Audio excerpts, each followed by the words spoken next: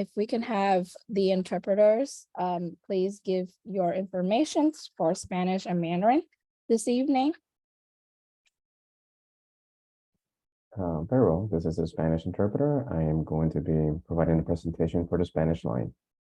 Para español, marquen su teléfono el 347-966-4114 e introduzca el código 248-189-949, símbolo de numeral.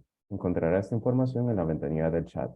Recuerde silenciar el micrófono y mantener el sonido reducido del idioma menos preferencial.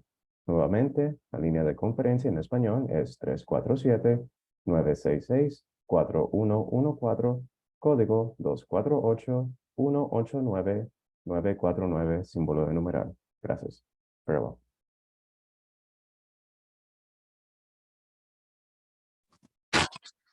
Hello, this is Max Chen, the Mandarin interpreter. The following will speak by Mandarin. OK， 各位家长，晚上好。我们今天有中文的普通话翻译，请拨打1347-966-4114，ID 密码为454-294-863。再重述一次，我们今天有中文的普通话翻译，翻译专线为1347-966-4114，ID 密码为454-294-863，井字号。请各位家长或贵宾今天进入中文专线的翻译时候，请务必关静音，以免背景音乐嘈杂影响其他的倾听者的权益。好，谢谢您 ，Thank you。Thank you, interpreters. We have 6 members to make quorum for the evening, so we will open it up to call to order for the Citywide Council for District 75 May calendar meeting of 2023. It is 6:37 p.m. We'll have our administrative assistant please take the roll call of the members on the council. Ms. Verdejo, are you there? Take roll call.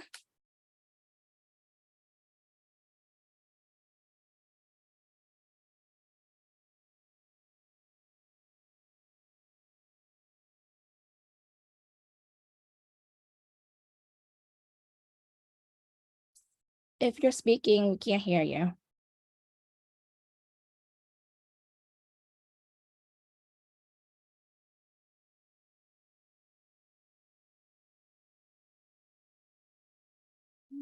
Okay, I think she's having some audio issues, so we will go ahead with the roll call for this evening. Members, if you're here, please state that you are present.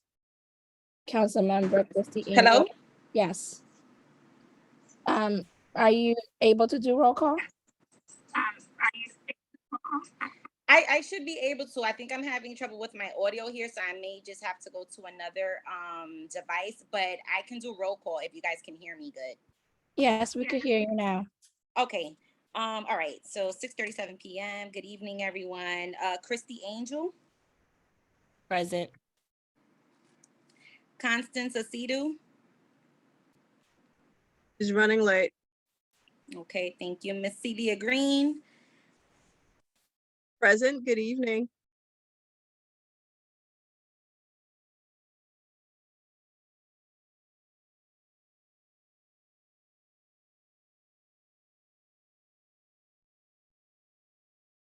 I think we lost you. Are you there?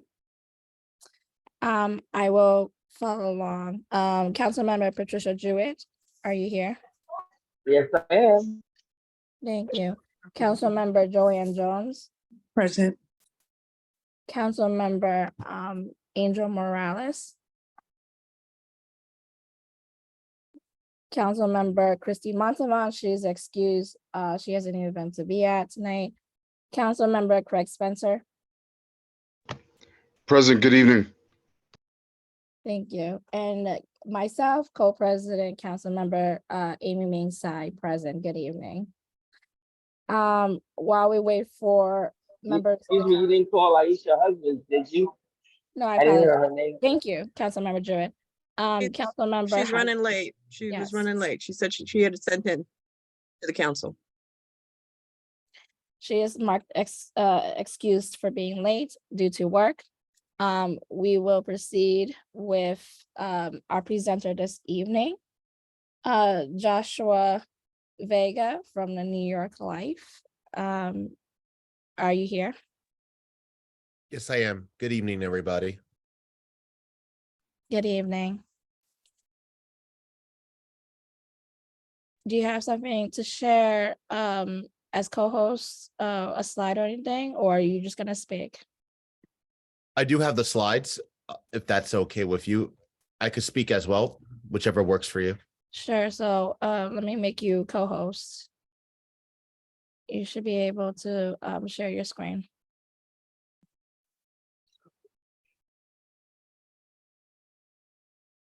Do you see the PowerPoints or you do not? No, it does not, it's not here. A moment, let me. Chat. I apologize for my voice. I'm losing a bit of my voice, so I apologize. No worries. You sound totally fine to me. So. Here we- So basically, New York Life, even though it says 175 years, New York Life has been around for 177 years. New York Life is the longest and strongest company in terms of mutual funds and insurance. It's been around through a lot of hardships and a lot of difficult times. And I think all of us could agree that we're going through a lot of hardships right now, economically and with the environment. And fortunately for New York Life has been around through all the tragedies, and they've always been strong, and they always kept their promises in terms of taking care of their clientels. Because in my opinion, what New York Life does, in my opinion, is very essential. It basically gives a peace of mind for the clientels, for themselves, their family, their friends, and their loved ones. So this one is last year. Currently, New York Life is ranked 72. So it's a Fortune 100 company. A lot of other insurance industries are not Fortune 100, nor they're Fortune 500 companies. But for example, certain companies that are Fortune 100 in the insurance industry is New York Life, Northwestern Mutual, Mass Mutual, Aflac, I believe, is around 200 and something, but they're pretty authentic as well. But what we have that the other insurance company do not have, we have high ratings. We have the best ratings, and we always keep our promises to our clientele. So I'll give you an unfortunate example of what happened to me several years ago. My father passed away 8 years ago through cancer, bone cancer, multiple myeloma. And I was insured from life insurance industry. It was SBLI. And after all these years, SBLI still doesn't want to give me the insurance. And unfortunately, they're going to lose the court case. And that's the problem with other insurance companies that aren't Fortune 500 nor Fortune 100. They don't keep their promises. But New York Life is a different story. And we have all the statistics and the data to prove to everybody that what we say is not just words, it's actions. And also we have validations as well. And this is also another example. Our role is to provide guidance, and also for us, for our clientels to trust us, because trust is very important in general. If people don't trust you, or better yet, don't like you, then there's just a mixed match, and basically nothing can get resolved that way. But what New York Life does, we have so many people, and we could show a lot of evidence of our clientele that they're all satisfied with the products and services that we provide. What we provide is financial security, retirement needs, children education as well. So we also do college funding and college planning for students. And also we do mortgage protection as well. So we do more than just life insurance. We sell a variety of different services. Also, we also provide services such as long-term care, which is basically After retirement, people are tired, they can't take care of themselves. They're incapable of, well, not everybody, but some people are incapable during that time to feed themselves or bathe themselves. And long-term care basically make sure that their basic needs are being provided. And the perfect example is actually my mother. She was actually an educator. I believe she worked in Bushwick, in one of the public schools. And unfortunately, after she retired, she had heart surgery, and then she thought she was going to get services from the Department of Ed. And believe it or not, they rejected it. But with the long-term care of New York Life, basically those services are provided to her now. And she's being well taken care of from the services of New York Life, and also myself as a son. I used to be an educator as well. I used to work in PS 88 and 123, I believe, in Williamsburg. But I'll continue as well. And also our financial GPS helps you get where you want to be. So basically, our goal is to make sure that we're giving the services that you're looking for. So basically, we do an assessment to basically do a guide me, and we'll ask you several questions like, what exactly are you looking for? Such as guidance, preparation, and what New York Life is well known for is also solutions. So here are other examples, such as lowering your taxes. We actually have a new great product. It's actually called IRA,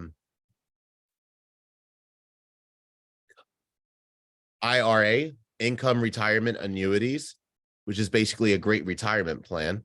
And it's actually a new product. And which is right over here, Retire When I Want, which we call annuities. Basically, if you want an idea what annuity is, it's basically like something like a CD savings in a bank account, such as Chase or Ridgewood Savings Bank. But it's just slightly different because basically after you're 59 and a half, basically you'll always get a guaranteed income for the rest of your life. So you don't have to worry about your financial situations. And it's actually great because it prepares anyone for the unexpected. And New York Life is notorious for that. 1865, during the Abraham Lincoln era, Great Depression, the World Wars, and even now, New York Life was always strong, and they were always able to manage during the worst times. So let's go to another slide. And that's what New York Life is known for. There's preparation. So New York Life thinks really far ahead in the long run. They also think in the long run for their clientels. So, for example, thinking about your goals, prioritize your goals, develop a strategy, take action, and update and review your progress at least once a year. So like later on, like let's just say you're confused about the policy, or you're worried about like a certain situation, you could always call your agents, or you could personally call New York Life to request an agent about the services that you have, and they'll be more than happy to explain in details.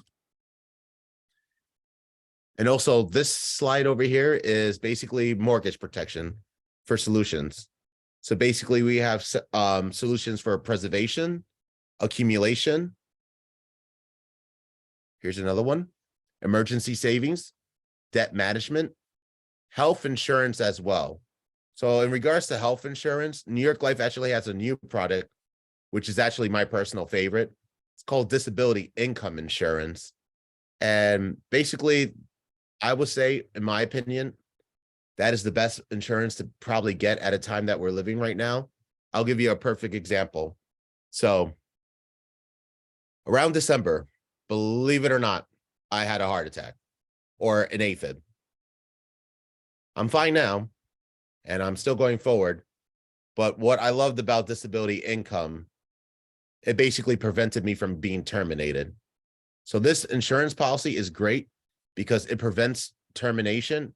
And furthermore, when you're disabled and you can't go to work, basically disability income insurance, you're getting paid for being disabled. You're getting paid because you're incapable of going to work. So not only you're getting paid, but your job is secured as well. So this is why I love disability income insurance. So it's basically a long-term disability policy. So if it wasn't for that policy that I personally purchased, I probably wouldn't be working for New York Life due to those circumstances. Because the unfortunate fact is, for emergency situations, If you apply for short-term disability, there's a 60% chance that you're going to get rejected. And I actually got rejected, even though what happened to me, I got rejected. The government didn't want to allow the short-term disability. So this is why I say income disability insurance is really important. And in terms of chess or in a mathematical sense, in the long run, it protects your job and basically your financial security. Any questions or comments regarding disability income insurance from anybody? Okay, I don't see any hands yet, but you could just continue. no problem. So this is accumulation process. So this is basically more like in whole life. A lot of people don't understand whole life in great detail, but whole life is actually another great product. If anything, of all the other insurance industry, I will personally say New York Life has the best whole life policies in comparison to Northwestern Mutual, Mass Mutual, even Aflac, in my opinion, because basically New York Life, this is how whole life works. It's just not protection for like life insurance as just like, God forbid something happens. Basically, it's like an investment, something like a CD savings.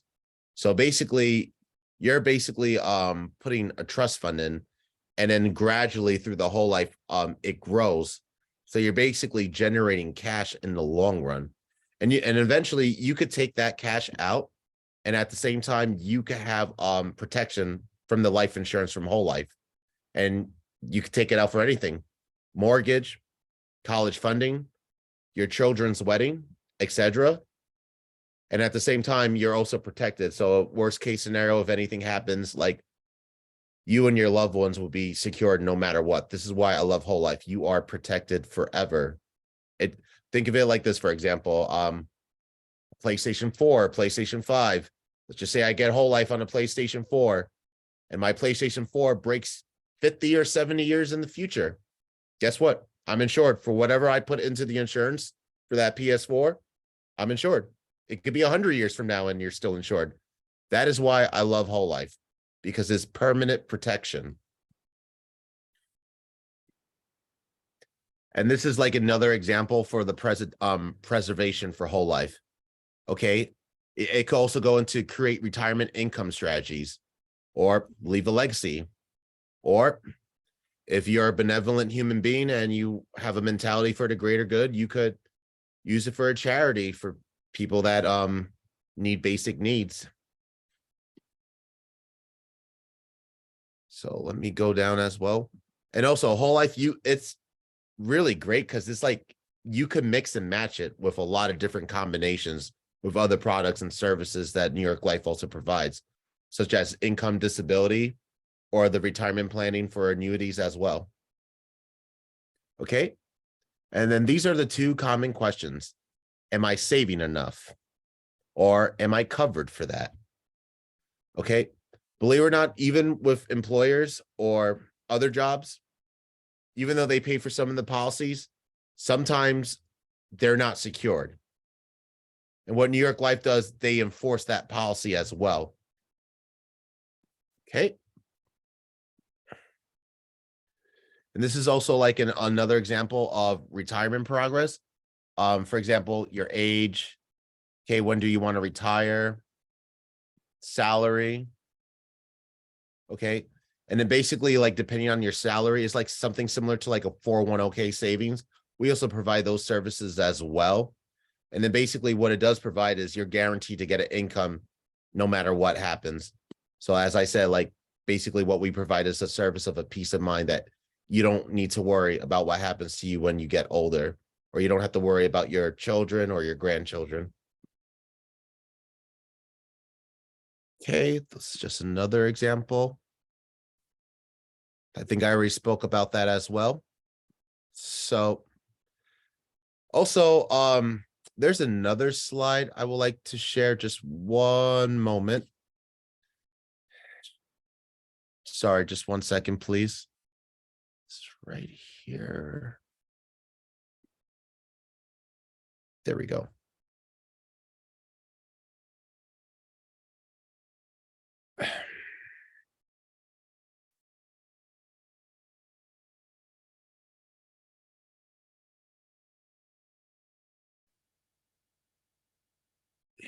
Go. All right, screen share.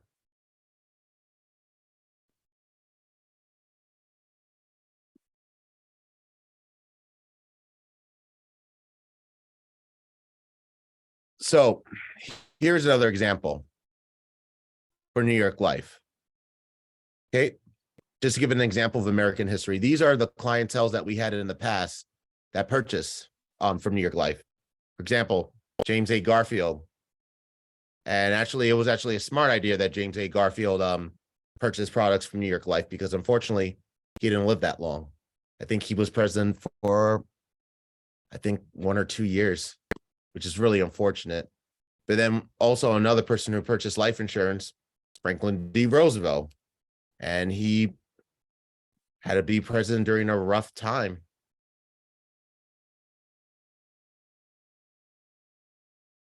Okay, and this is basically one of our models. It's all built on trust. Okay, and New York Life has been around since 1845. It's been around for over 177 years currently. Okay, and the foundations for the company that became New York Life were forged. And then some of the people that influenced it was Horace Greeley, Susan B. Anthony, William Charles Mayo, Harry Houdini. And believe it or not, Harry Houdini is right next door to me.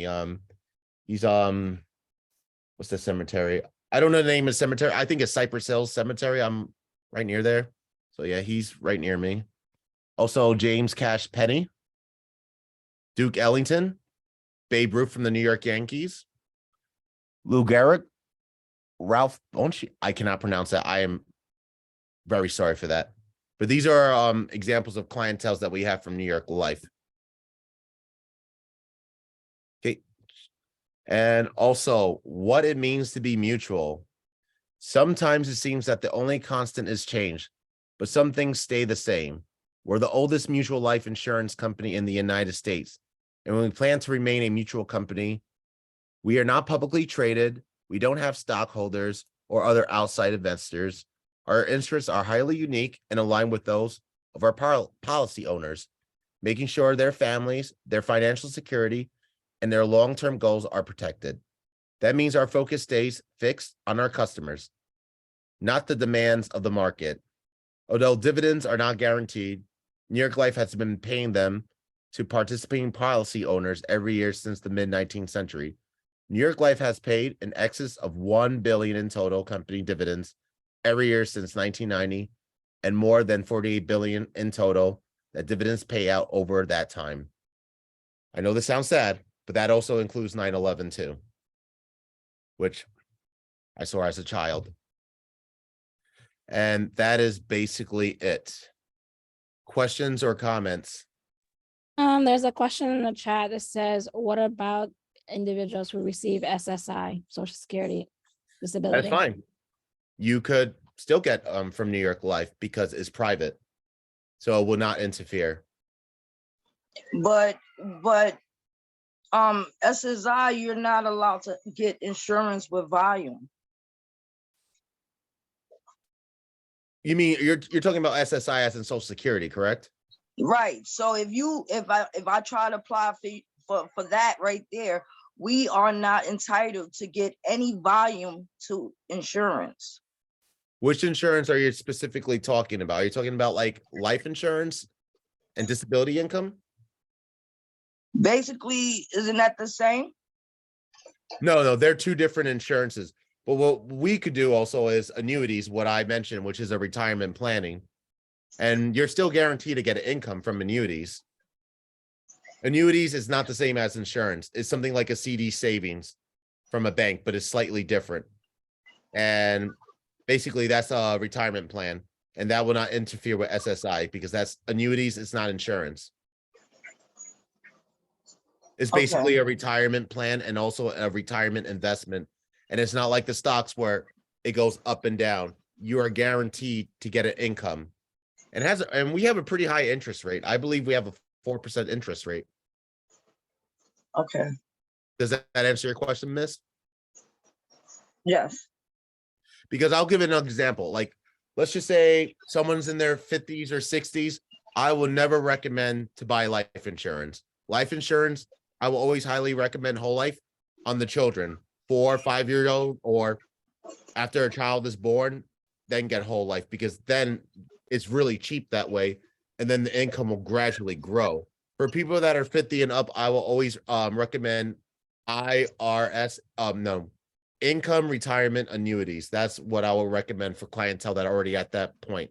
And also what I'll also recommend is long-term care, which is not insurance. Basically, someone will come to make sure that you are taken care of, that you're being hygienic, and someone's making sure that you're eating food. Just to survive, in other words, essential requirements. Okay. Thank Does you. that answer your question, miss? Yes, thank you. You're very welcome. Any other questions or concerns? I don't see anything raised. I have a question. Go Yes, ahead, sir. Councilmember. So does New York Life have anything where you can put something into a savings, sort of like an ABLE account? That is correct. Oh, you do have something in that nature. Yes, income retirement annuities, IRA. Okay. Okay, so that's similar to that. Okay, so that's good to know. Thank you. You're very welcome. Now, if Thank I you wanted for to that reach one. out to someone, you have your contact information or? Yeah, I could write down my email in the chat, and basically you can email me. I'll also write down my phone number as well, if that's okay with you. That would be great, sir. Thank you so much. You're very welcome, miss. Sorry, I thought it was a male before because I saw that picture, but I didn't know. Sorry for that confusion. Oh, that would be the great legend Prince, sir. Thank you. Oh, Prince. I never forgot that show from Dave Chappelle or Charlie Murphy, or I forgot, I think Eddie Murphy and Prince, when Prince was a great basketball player. That guy is a Yes. legend. He really is. Yes. Thank you. Carry on. All right, no problem. I don't see any other questions, but if there's anything you would like to share for the council, with the council, for interested parents and community, please reach out to us.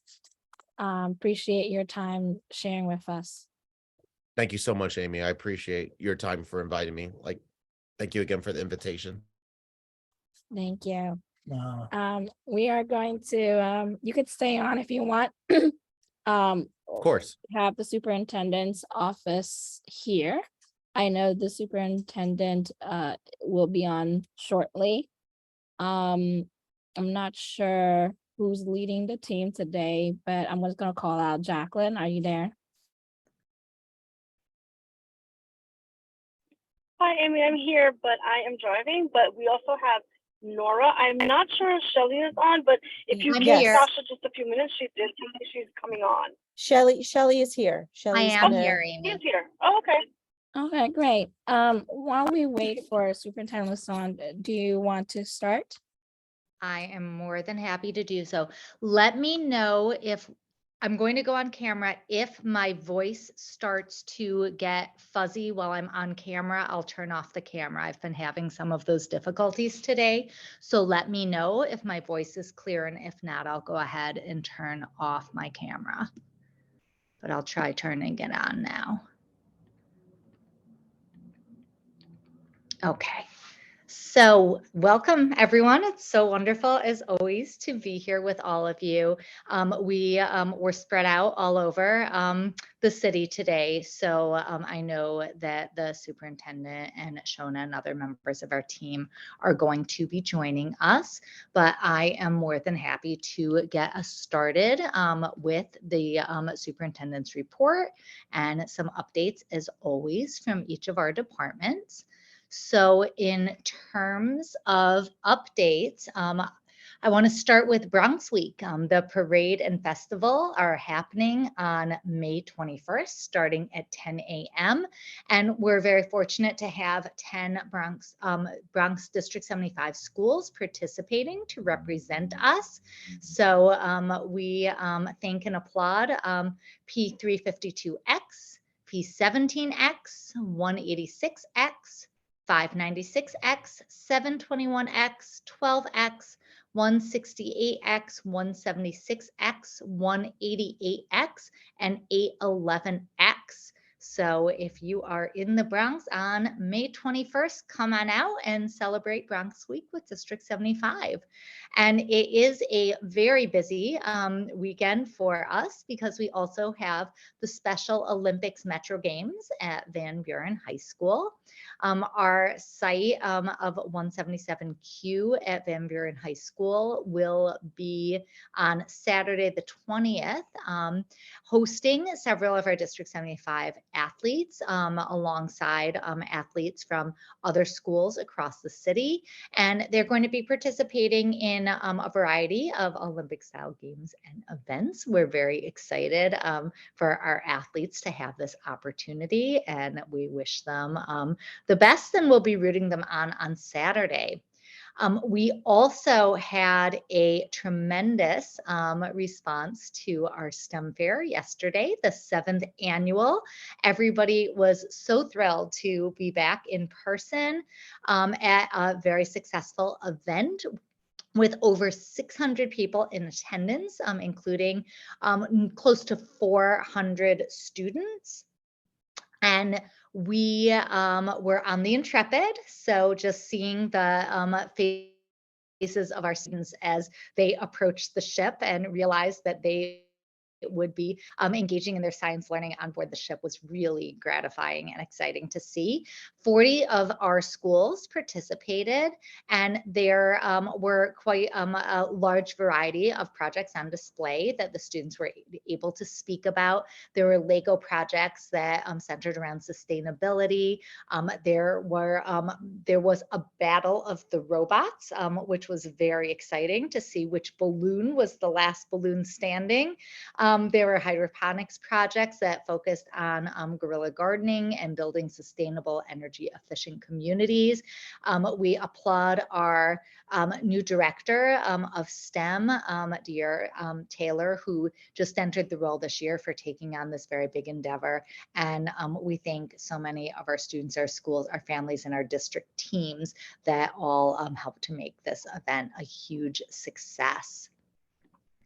In terms of summer programming, our Chapter 683 program will begin on Thursday, July 6th, and will go through Tuesday, August 15th. So we're very eager to have our students continue their learning this summer. The schools are working directly with our families. So thank you, families, to verify attendance during the day portion of summer programming. There will also be 229 sites open in District 75. There will be 229 Chapter 683 sites open, and that's excluding the addition of also students that will be participating in inclusion sites, work-based learning, home and hospitals. So the number of sites far surpasses that number with all of the other programs that will be happening as well. In addition, the Summer Rising Extended Day application has closed, and all families should have been notified of their placements by now. So we do have a good number of families whose students will be participating in extended day. Over 1,300 students have applied. So we're very eager to have that extended opportunity for our students. And although busing for extended day to home is not available at the end of the extended day program, rideshare will be available to families, and the Office of Pupil Transportation is working on finalizing the processes for the rideshare connections, which we'll share as soon as it becomes available, so families know how they can access that option. DYCD and the New York City Public Schools are going to be working together to provide professional development and training to our partner community-based organizations that will be supporting Summer Rising to make sure that all of the activities and events that are taking place in relation to Summer Rising are able to support the diversity of all students who are registered. And there will be 79 Summer Rising sites throughout the city serving both District 75 and D1 through 32 students. District 75 is going to have 5 hub sites that will also be serving District 75 students, and there is going to be 1 per borough. We have our Bronx location at in building X034 that's affiliated with 188X. In Brooklyn, we have our main site of 396K will be a hub. In Manhattan at M030, an affiliate of 138M, we will be hosting our Manhattan hub site.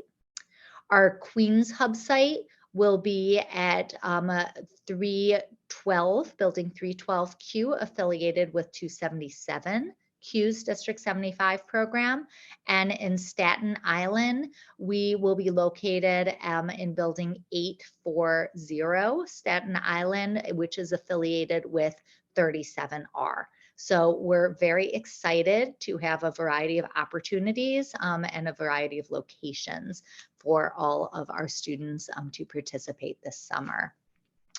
And regarding curriculum and instruction, in addition to yesterday's exciting STEM Fair event, the activities continue.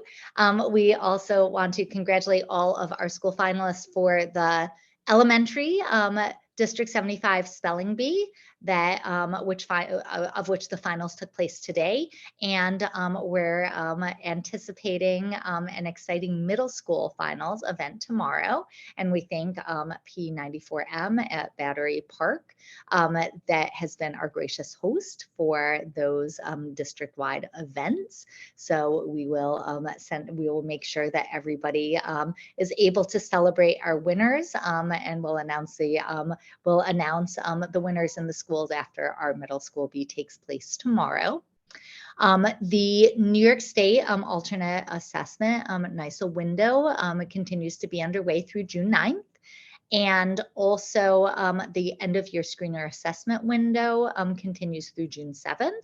So all of our schools are working to do that final assessment with students so we can compare where they were at the beginning of the year to where they were in the middle and where they are ending out the year to make appropriate instructional decisions for them for the upcoming year, and to be able to celebrate areas of growth and make decisions around areas that continued growth might be needed for our students. We have schools alongside the New York City Public Schools literacy initiatives that will be utilizing Houghton Mifflin HMH into reading program and select K-5 grades K-5 classes as part of this initiative, and included in that process will be ongoing training and professional learning for our school and district teams. And we are also going to be engaging in a deep exploration of current and potential curriculum options for the future for students participating in alternate assessments to guide future instructional decision-making across the city. So we are lockstep in alignment with the work that's happening across the city to really look at the best ways to be able to ensure exceptional outcomes for our students. And I am going to ask Nora to jump on to share some family engagement updates to round out our report. Thank you, Shelley. Hi, good evening, everyone. It's good to be here with you tonight. So I'm here, I'm going to share our family engagement updates. We have a lot to share this evening, things that we're really excited about. It's been a while since we've had our end of year borough events. And this year they're going to focus upon health and wellness. So these are health and wellness fairs, end of year family fun events. All District 75 families are welcome to attend. There will be lots of resources, agencies, and organizations. And something I'm really excited about is a healthy cooking demonstration is going to be presented by Common Threads Cooking for Life organization. And they promise to share some really great giveaways. So definitely participate in those in that event. The dates are as follows: June 3rd in Queens, 233Q, June 17th, Brooklyn, 721K, and June 24th, Bronx, 188X. An update in our NICSA accounts. As of today, as of April, the end of April, we have a total of 13,980 NICSA accounts opened and activated in District 75. Some updates about our Fathers Council. On May 9th, the Fathers Council participants attended the photo gallery culminating event at the Positive Exposure Gallery in East Harlem. The dads were able to see their culminating events, posted on the walls, the pictures that they took with their children. It was a really great event put together by Amanda McPhee and Ray Velez. The Fathers Council is also sponsoring a Let's Go Out to the Mets game night for our families. It's going to be a great outing for our father participants, their families, and District 75 team on June 26th at 7:10 p.m. It's the Mets versus the Brewers. An update with PTA elections. We are right in the middle of PTA elections. As of today, the President's Council is supporting our PTAs and conducting the election. We shared a flyer with all schools so that if they need any assistance, they can reach out to Ms. Andrea Daniels with any questions and if they need help in conducting the elections. Andrea has requested that all schools fill out this form, not only in the event if the PTA needs assistance, but to inform the President's Council of their PTA dates. If you have any questions, you can reach out to Andrea Daniels directly at 75x811pa@schools.nyc.gov. Thank you very much. Hope you have a good night. Shelley?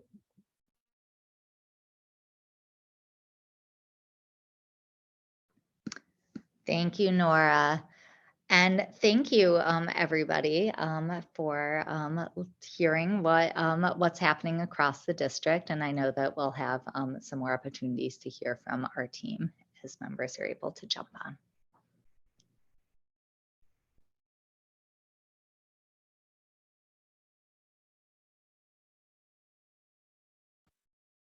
I think we have the superintendent in the space, so I don't know if he wants to jump in and give his report. Hi, everybody. Listen,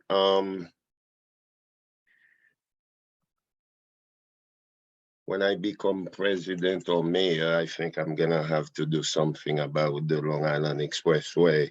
I don't know why my camera is like that. Please forgive me. It's been like that. I think it's need to be reset. I don't want to make anyone dizzy with my big face and have you worry about me like I swollen up. So let me just shut the camera and then so you can concentrate on the sound of my voice. Thank you, Shelley, for sharing certain updates about the district. We are always happy to come into this space, as I always say, just to come into conversation with you and hear more of your feedback. Just want to update you that we have placed a new principal at 721 M in Manhattan. His name is Gabriel Berkowitz. He's been an assistant principal in the district for many, many years. He was also of late, he was the one of the assistant principal at 35M in Manhattan under the leadership of Principal Martha Barnett. We also, no, that's 140K, sorry. We also place a new principal at 721M, and her name is Junie Louis-Jean. And she has also been, she has been a teacher, a coach, an assistant principal at 396 in Brooklyn. And now she is the new principal at 721M. We know the expectation that we have shared with both is that this is a work that they need to be doing in collaboration with their school community, including our families. And they are both eager, willing, and ready to assume this big role. We wish them well. Please feel free if you want to visit any one of those schools and meet them. We will absolutely make ourselves available to go on a tour with you. And so you get to meet those new leaders. In fact, I was at the district office this afternoon because we had our new principal institute, and Ms. Louis-Jean was there, and we left that meeting to come join yours. And we just want to make sure we are selecting good leaders, because we believe the school principal is one of the greatest factor in school improvement. That's why when we're selecting a principal, we go to great length to make sure we are selecting someone that understand the vision, the mission of the school, that is totally about the business of children, that really want to partner and collaborate with families, really want to respect the staff and work together so children can be successful. I know we have, Shelly had shared some of the news with you. I don't want to repeat all the things she has said, but please know that we are here just to continue the work with you. We are looking forward to celebrate our new teachers that have joined the district this year, the same way the council will be celebrating some of our principals, and we are so very grateful for that. I think lifting people that are really doing good work is a good way to encourage and inspire them. I think we are all grateful for your thought toward our school leaders, and we really appreciate that. I know Sasha has been meeting with you on our behalf, and we will be supporting the very best way we can to make sure, as in the past, this event is a great success. Please don't hesitate if you need anything. We are only a call, an email, or a text away. Just let us know what you need, and we'll make sure we provide it to the best of our ability. And so we are here. If you have some questions or any concern, anything you need us to clarify, we'll be happy to do so. Thank you so much, Superintendent, and good evening. My pleasure. Since we have you and your team here, we will open for council members first, and then we'll open up to public comment for the superintendent and his team only. We will have public comment for general area later on in the agenda. So please be respectful of the ask here. We want to get to as many people who have questions or comments. So we'll begin with council members. Any council members on the council have questions or comments to the superintendent and his team?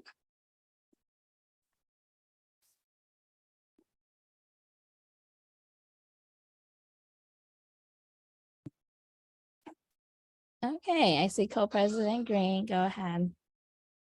Good evening, Superintendent, and the team. It's a pleasure to have you here as usual. Good evening. Thank I just you. wanted to find out about the dates for, is the calendar out for September and on as yet for school? I have not seen it yet. Doesn't mean it's not out. I don't know if anybody has seen it. I don't think I have seen it yet.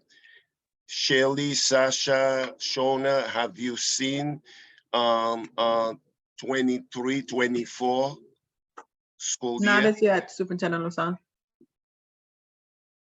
Okay, and what are the dates again for the summer school for 75? July. Dave, I can answer that. Hello, council. The first day Go ahead. for chapter 683, summarize. Yes, please. Mhm. Okay, so the first day of school is for students is Thursday, the 6th of July. And the last day of school is Tuesday, the 15th of August. Thank you very much, Ms. Gibson. You're welcome. Okay, I'll turn over the rest of the time to the next person. Okay. Let me see, Council Member Spencer.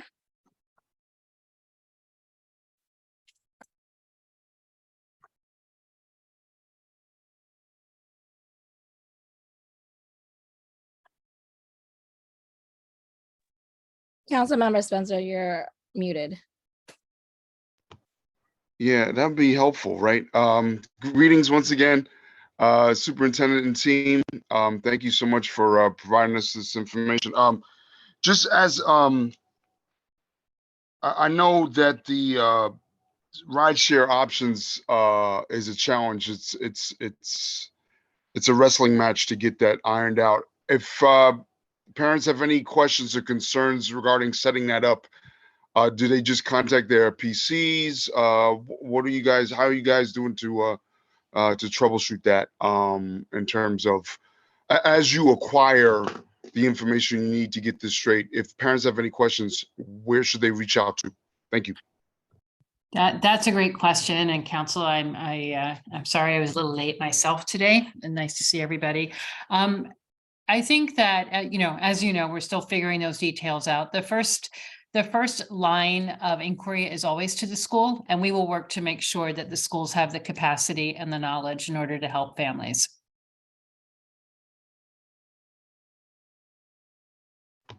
Okay, and then looking forward to you guys giving us a final update on our last meeting on the 7th. Thanks. Great, thank you. I see no other council members have raised their hand or put it in the chat. We do have a parent, Wanda.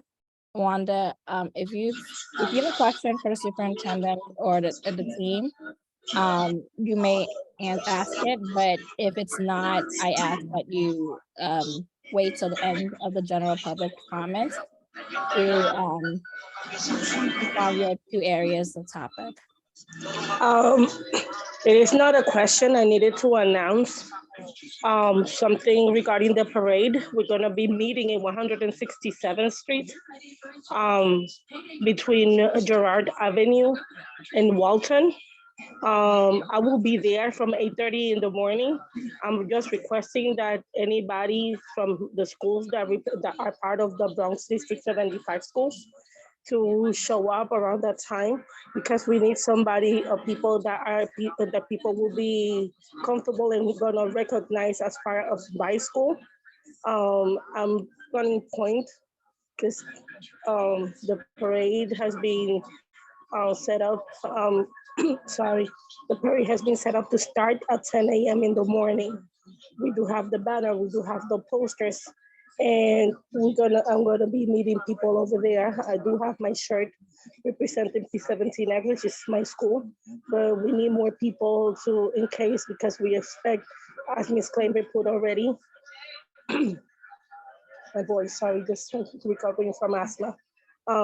Long story short, we need to have, I already heard Ms. Kleinberg of the schools that have confirmed attendance to it. We do not have a band. Mr. Ruben Palacios, there's the Bronx liaison, he's the Bronx liaison for, to the borough president for education.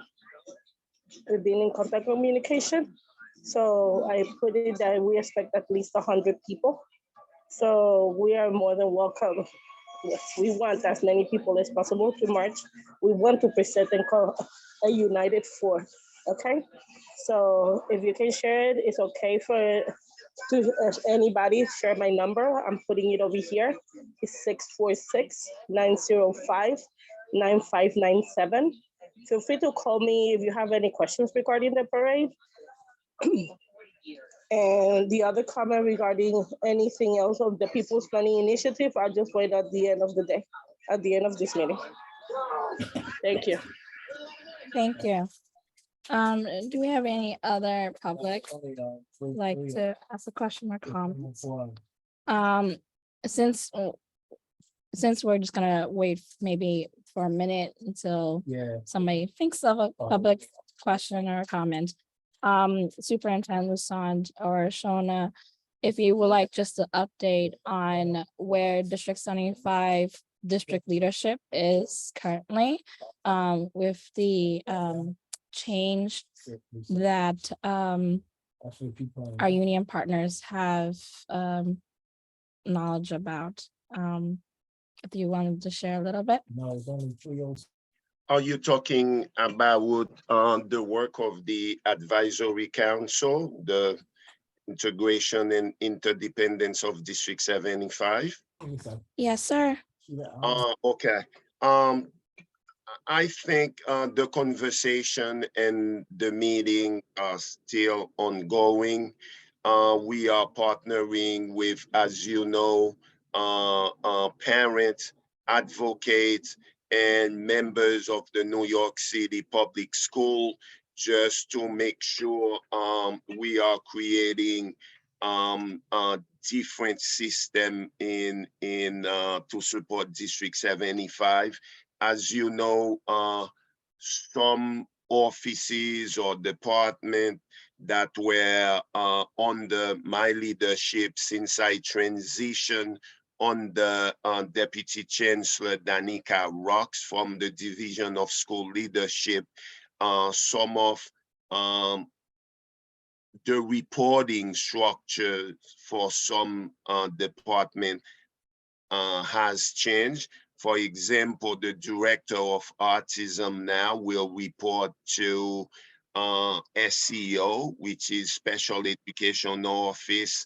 We also have, and then I really think, you know, we share the email with you as well. We have,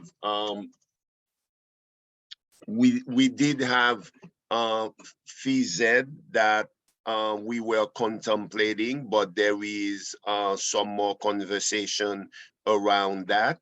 And we are looking at also placement. We are looking at different things, and those conversations are still ongoing. Beyond what was shared in that introductory email and the first announcement, we are now contemplating some more changes for phase 2 and phase 3.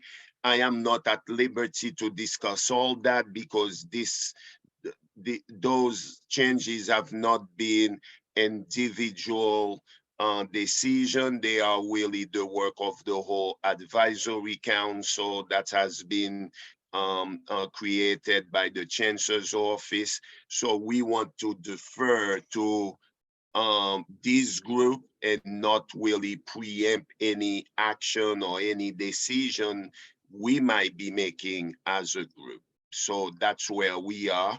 We have completed phase 1, and we are still now, we're gonna do some more work for phase 2 and phase 3. I know some of you here are also members of this council, so maybe if I, on the spur of the moment, forgot one thing again, one department that was move and shift, then you can add to it as well.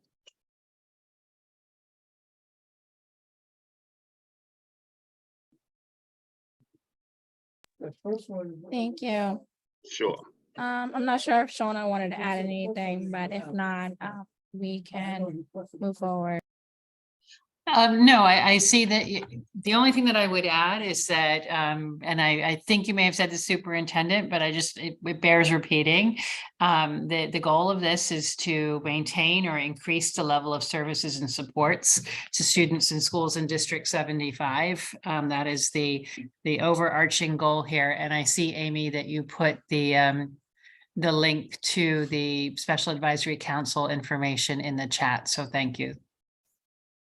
Yeah, so it's the materials that were used in the Special Education Advisory Council to make some of these decisions, as the superintendent said, it's phase 1 of it. And so feel free, it's public.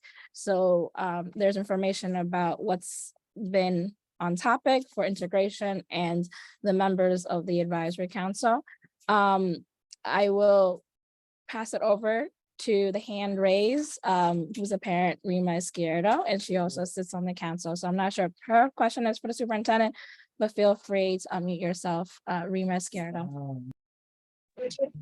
Hi, good evening. Thank you. It is for the superintendent. It's more of a comment. And I know that we all have a lot of conversations, but like just to be in the public space to make this comment and ask for the support.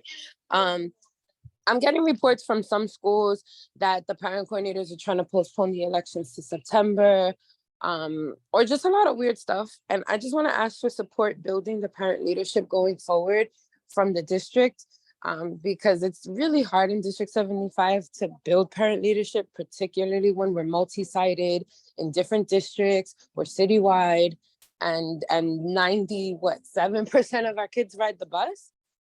So I just really want to ask for that support, that we try and we make the attempts, and we attempt 5 times if we have to get functioning, established PAs and PTAs and SLTs in our schools. But please don't let them delay the elections. Like, let's do expedited, because we're never going to be established in certain communities if we continue to delay the processes for doing that. And I find too that we like to, a lot of the time it's like the parents, the hard time, the kids, and sometimes it's the way that staff interact with us, the way that staff engage us, and better engagement would lead to better engagement. So I just want to ask for that support in this space. Thank you. Thank you. We will certainly do our due diligence to engage our parent coordinators and school leadership to make sure we stick to the timeline. We know parent leadership is important to us, and here we are in a forum with parent leaders of our great district. I will also add, this is the time also for you, current parent leaders, to encourage and to really, let's say, even speak with other parents, those that might be hesitant to take on leadership roles in their children's school. This is a good time to really encourage them, to seek out those positions, because I will tell you myself, as the SUP, we need you, and we need all of our parents to be part of the conversation, to support our schools. Many things, again, school have achieved is because of the support of our parents. There are some of you here who have gotten us so like a lot of resources. And that's why partnership with you is one of the best things that can happen in a school. But I know Ray is here and this work is on the Ray's portfolio. I will defer to him if he wants to add anything else. Thank you, Dr. Lewis-Hahn. So Rima, I just want to make a sort of a clarification on the statement you made, because I'm scared that it'll affect people's thoughts on how we work in this. And I'm going to read you a quote from just exactly 6:47 p.m. today. My PCs are not, and they know, and please, if you hear it directly and you have a quote, I would like to know who it is off sides. But my PCs are not instructed to hold elections in the fall. I encourage them to hold them as soon as possible. I've been working with Gwen and Andrea and President's Council diligently. We speak almost all times of the day at risk of losing a wife. And so I just want to read this quote for you just to clarify, where I instructed or I advise someone that it is not, quote, it is not recommended we wait till fall. We on the school side must show we attempted to hold elections as per regulations. PC, principal, my office, along with President's Council, will support in any way we can in hopes of completing successful elections. And then I asked the caller to contact me. The parent will be in touch with me tomorrow morning. She's a little frustrated in that she can't get enough people to get on, but together we can brainstorm and try to find ways to encourage people to come on. But it is not true that people are being told not to vote in the fall. I mean, in the spring election. Thank you.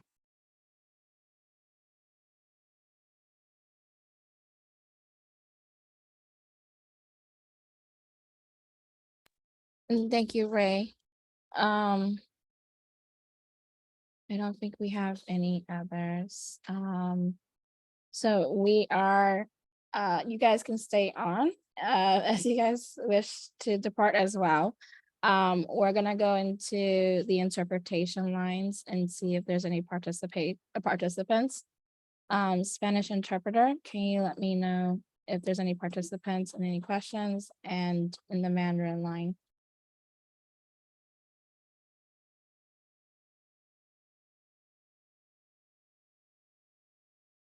Well, so far, nothing in the Spanish line. There's no any like comment or question on the Mandarin line. Thank you. Thank you. Okay. Since we don't have anything else, Superintendent, you could stay or you can leave and enjoy the evening. And we will continue with the calendar meeting. Thank you. But please do know, although we may not be here physically with you, we remain with you in spirits, and please reach out. We're here to support the council. Everything we can do, we will, as we have proven. And so have a great meeting, and we are a phone call away. Well, hopefully we get everyone to come out for the Bronx Parade. I'm in the We Bronx. will be, Amy, I will tell you this I'll be morning. there at 8 a.m. This morning, I was at the Bronx principal meeting with all the principals in the Bronx. I reminded them again how important it is. I reminded them how Borough President Vanessa Gibson has been supportive of the district, and we need to show up for her. I know Dr. Haggard is here. He's been also instrumental into promoting the parade. And I know Wanda also has done a lot of work around that. They have already created District 75 banners. There are many signs that we're gonna carry. It's gonna be a good day. And we do intend to participate as well. So see you in the Bronx. Yes, absolutely. All right. Thank you so much. Bye-bye. So we are going to go into the business of the calendar meeting for members in the council. Hope everyone has the agenda. I just wanted to put on record, Councilmember Husbands is present in this meeting and Councilmember Morales in this meeting. First reminder is the member reimbursements. If you have not submitted your member reimbursements, please submit them right away. We are going towards the month of June and at the end of the term. So we would like to expedite all of your member reimbursement prior to the end of June 30th. If you don't submit it right away, it will affect the next council's budget. So hopefully we can get that straightened out through the administrative assistant. Please submit any forms, receipts along with your member reimbursements. That includes for the month of May right now. So please do so for the signature and approval of the treasurer, Christy Angel, and the co-presidents. Second reminder is the Chromebooks that were lended out to members of the council. June 9th, we expect that all Chromebooks be returned to the council office. So if you are coming to the office to drop them off, please reach out to the administrative assistant to let her know when you're going to come in to drop off your Chromebooks. We want to make sure that we have all of the Chromebooks that the council purchased in the office, ready, prepared for the next crew of council members for the new term. If there's anything missing, Treasurer Angel, please jump in.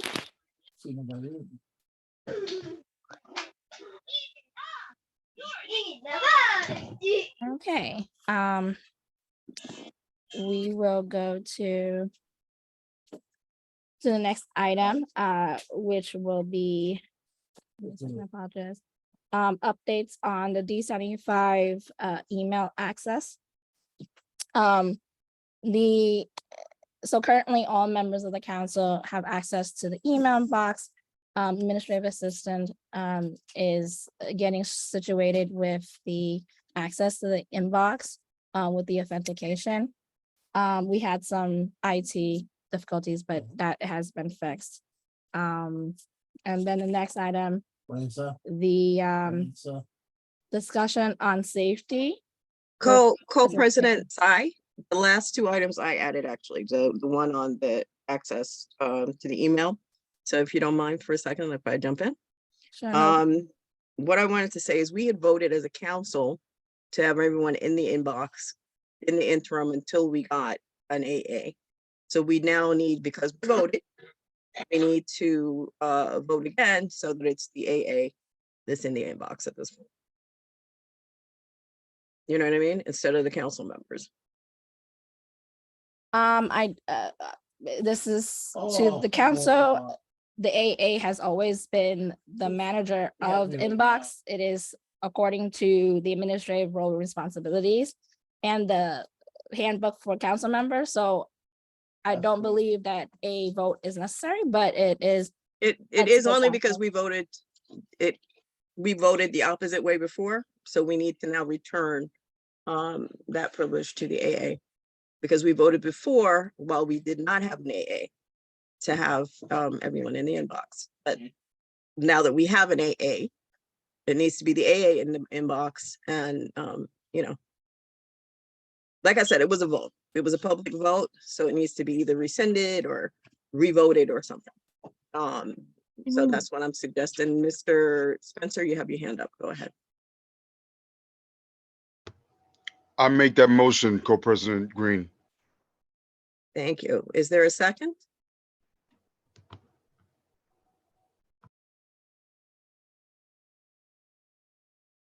By any council member?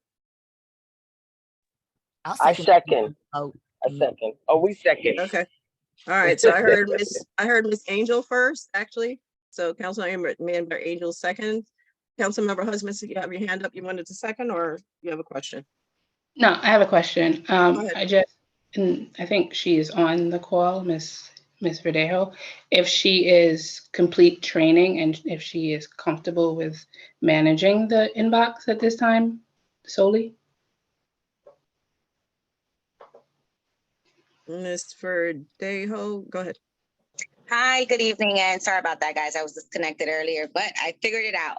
And at this moment, I don't mind having access to it. I'm still, acclimating to managing my own inbox, but that shouldn't be an issue. And I'm sure if I have any questions, I'm sure you guys are hopefully support me. But yeah, I'm comfortable with it. Okay, that's all I needed. I needed to know. Thank you. Okay, thank you. Okay, so it was proposed and motioned by Councilmember Craig Spencer. It was seconded by Councilmember Christy Angel. And I would like to go ahead and have a roll call on that, on that vote. So the vote is, or the motion is, can you repeat the motion, Mr. Spencer? I believe the motion is to restore all access to the council's email to our administrative assistant, reversing the vote that we took in September, October. I forget which one. I think it was September. But I guess the motion is to, for the council council members to return access to the council email to the administrative assistant and the co-presidents of the council.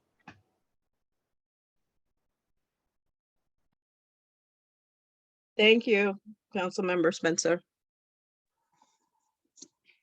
All right, again, it was motioned by Councilmember Spencer, seconded by Councilmember Christy Angel. So we're gonna do a roll call vote. Ms. Verdejo, can you do roll call? Sure.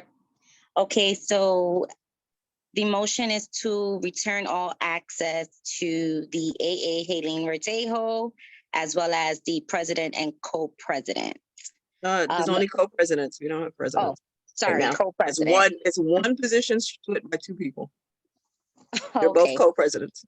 Okay, noted. Okay, motion by Craig Spencer, second by Christy Angel. Christy Angel, Yes. Constance Aceto, Constance called back. She's ill. She's not gonna be here. okay, thank you. Celia Green, Yes. Aisha Husbands, Yes. Patricia Jewett, Yes. Joanne Jones, Yes. Christy Montalban, I know she's out. Angel Morales, Yes. Craig Spencer, Yes. and Amy Mingsai. Yes. Okay. 1, 2, 3, 4, 5, 6, 7, 8. So we have 8 votes for yes. The motion has passed. Thank you very much, Ms. Verdejo. You're welcome. Okay, so one of the other things, if I can go back to what you were saying, Councilmember, sorry, Co-President Tsai. With the return of the Chromebooks, I agree with that. I think that should be done, like you said, by the 9th, or at least before the term is over. The one thing I wanted to ask though, if people had an opinion either way on because the Chromebooks can be wiped down, that's not a big deal. But had a thought one way or the other on giving back the headphones or the fabric case, that the fabric carrying case, because I'm not sure that that's as easy to clean off that the stuff came in.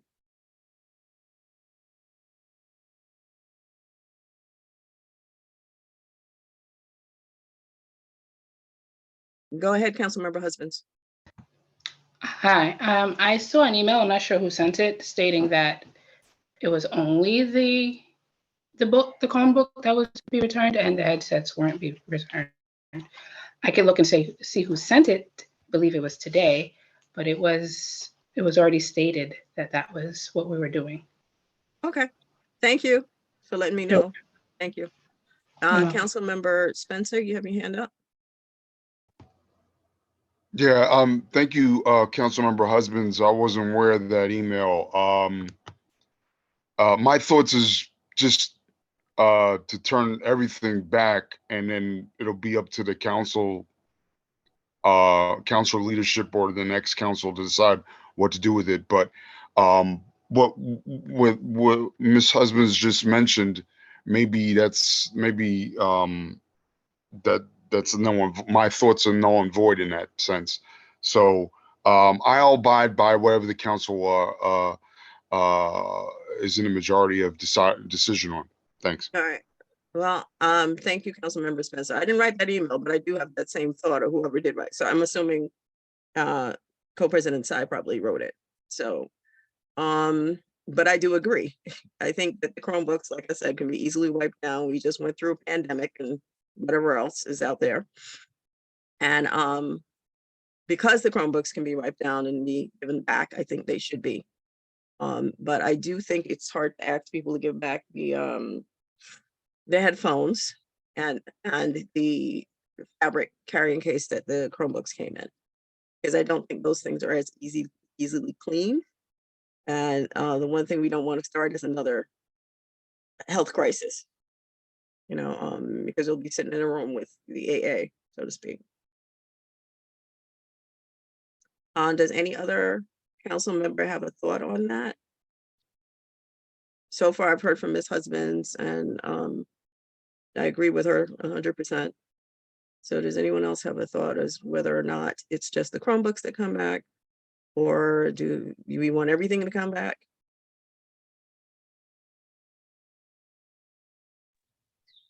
I'm sorry, I apologize. I can't raise my hand at this moment, but Not a just problem. to kind of chime in, I really thought from the very beginning that the headphones would not be going back because, you know, they directly touch our ears, and when we speak into, you know, so that to me was already a no-brainer that shouldn't go back.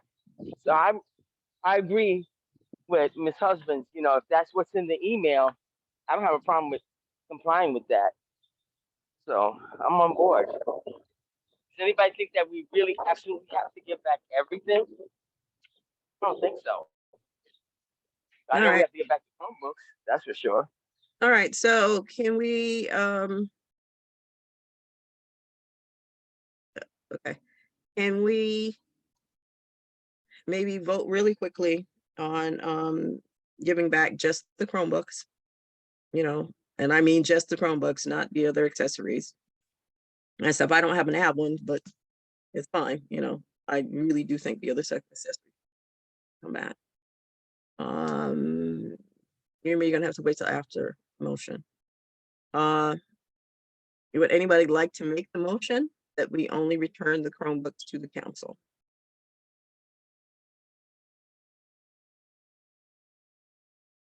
Would any council member like to make the motion?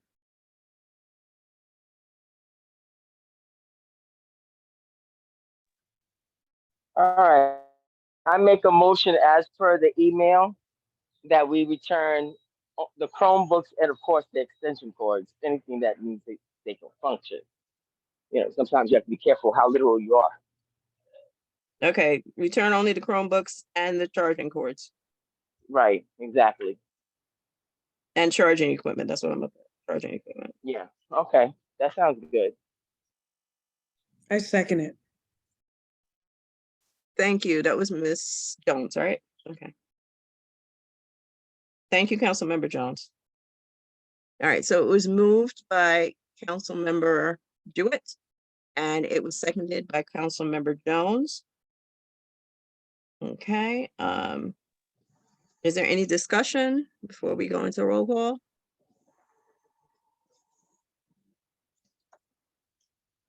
All right, so Ms. Verdejo, can you do a roll call for us? Certainly, sure. Okay, so the motion is to return Chromebooks and charging cords Motion by Patricia Jewett, second by Joanne Jones. Christy Angel, Yes. Constance Aceto, I know it's out. Celia Green, Yes. Aisha Husbands,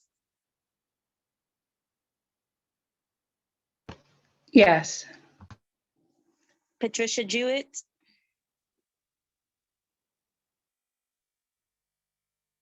Yes. Joanne Jones, Yes. Christy, Angel Morales, Yes.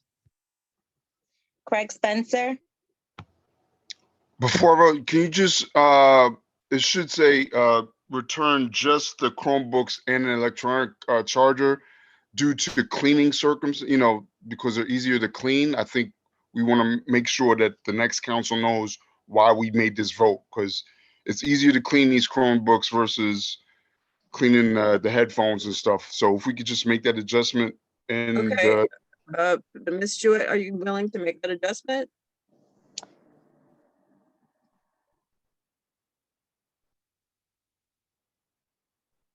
Mr. Spencer, you're making my life extremely challenging, but I have no problem with that.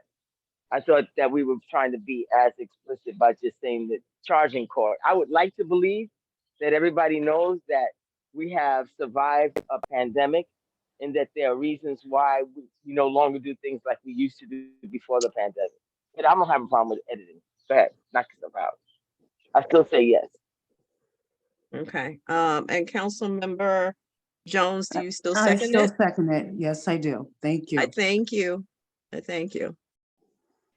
Then Okay, I yeah, vote yes. yes, Councilmember, Tsai, you're voting to just return the Chromebooks and the charging cord as opposed to the headphones and the fabric bag that cannot be easily cleaned. okay. So it's just for that. Okay, but go ahead, Ms. Verdejo, you were up to Councilmember Angel. So My vote Councilmember is yes. Spencer. My Okay, vote is Okay. yes. Thank you, Mr. Spencer. And Amy Mingsai. Yes. All right, so we have 8 votes for yes, the motion has passed.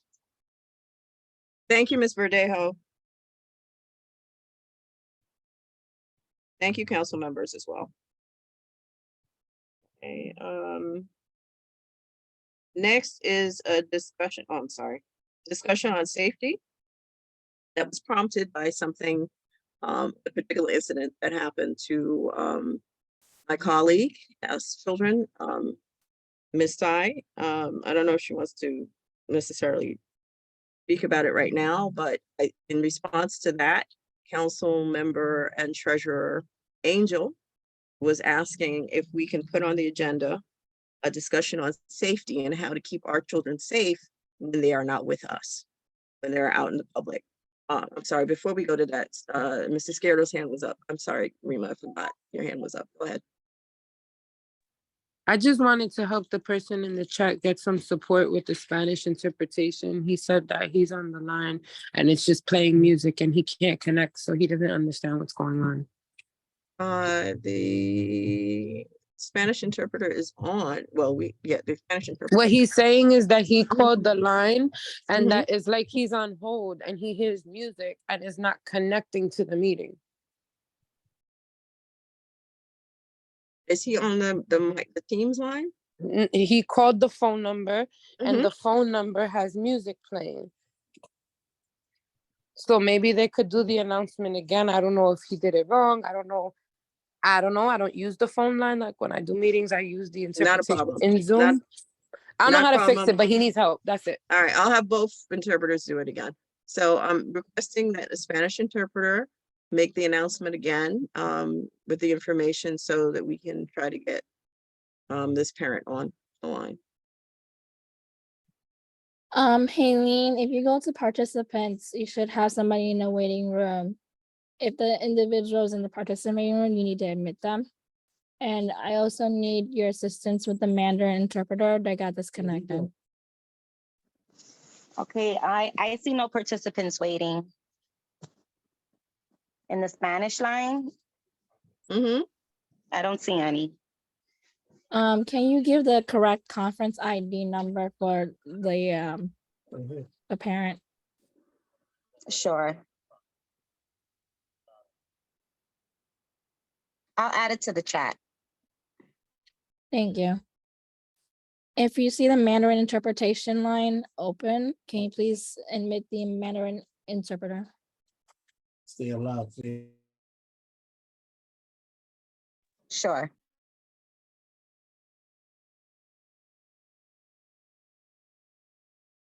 Okay, Mrs. Giardo, you had your hand, is that the same hand or you turned? Another question. Okay. Okay, thank you for bearing with us. So now we're gonna start a discussion. I am going to let Miss Angel start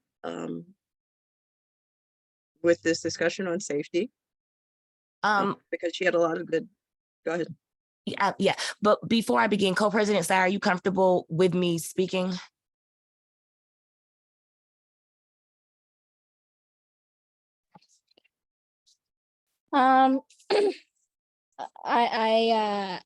So I will just jump in. I do want to respect my teenagers in my household, their home.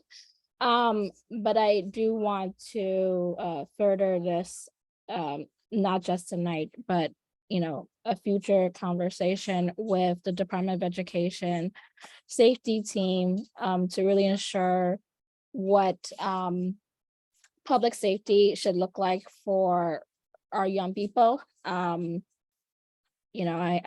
had a situation over the weekend, and it was definitely not the pleasant one for a parent to experience. But it's really important that we really pay attention to our surroundings and really pay attention to what our city is going into with mental health, with individuals that are dealing with the lack of resources, the lack of support, and lots of need.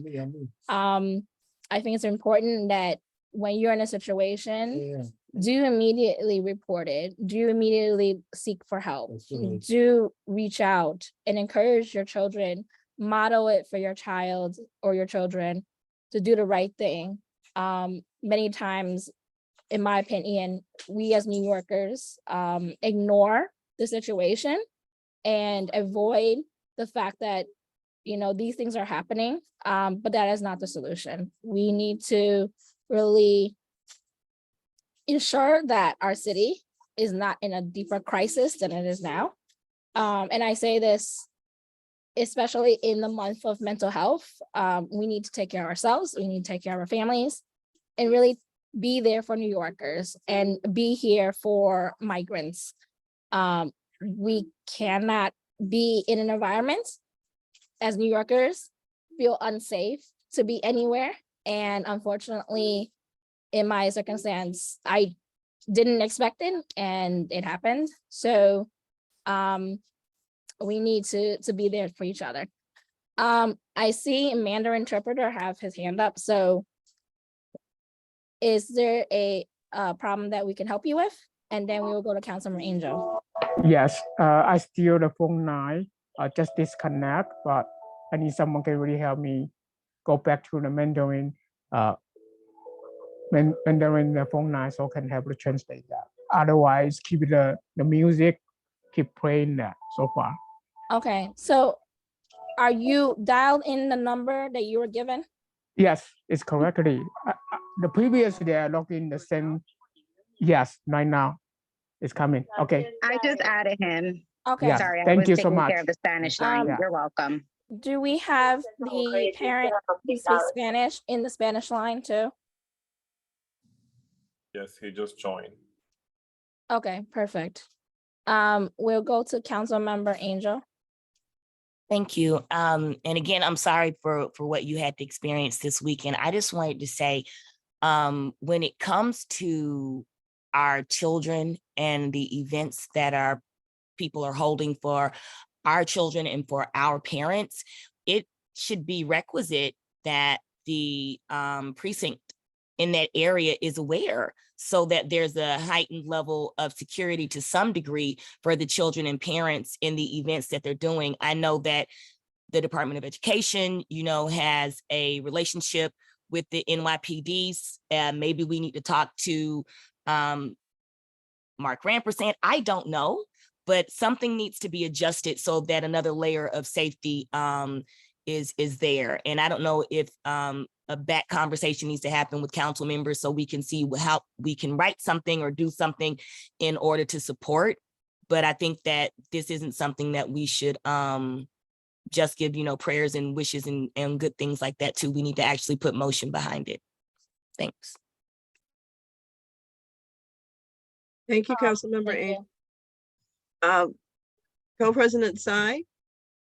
I think one of the reasons that we added this discussion is because we wanted you to know that your council members do support you, and that we want to do something, as Councilmember Angel says, that's a lot more than just, hoping and wishing. So that's basically what the discussion was going to be about. Not about exactly what happened, but definitely about what can we do to prevent things from happening to our children when they are out there and we cannot protect them necessarily. How do we teach our children to be safe, and how do we let them know who to go to for help? A first responder and that kind of thing. Go ahead, Councilmember Spencer. Your hand is up.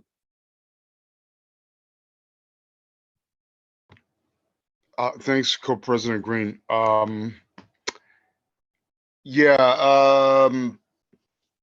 This is particularly sensitive to me. My daughter and Co-President Tsai's children have gotten along well, and I haven't told. Well, anyway, I'm not going to get into specifics. But I'm sensitive, Amy. I want to forego the formalities. I'm sensitive to, because based on our conversations, we've been council members for 6 years.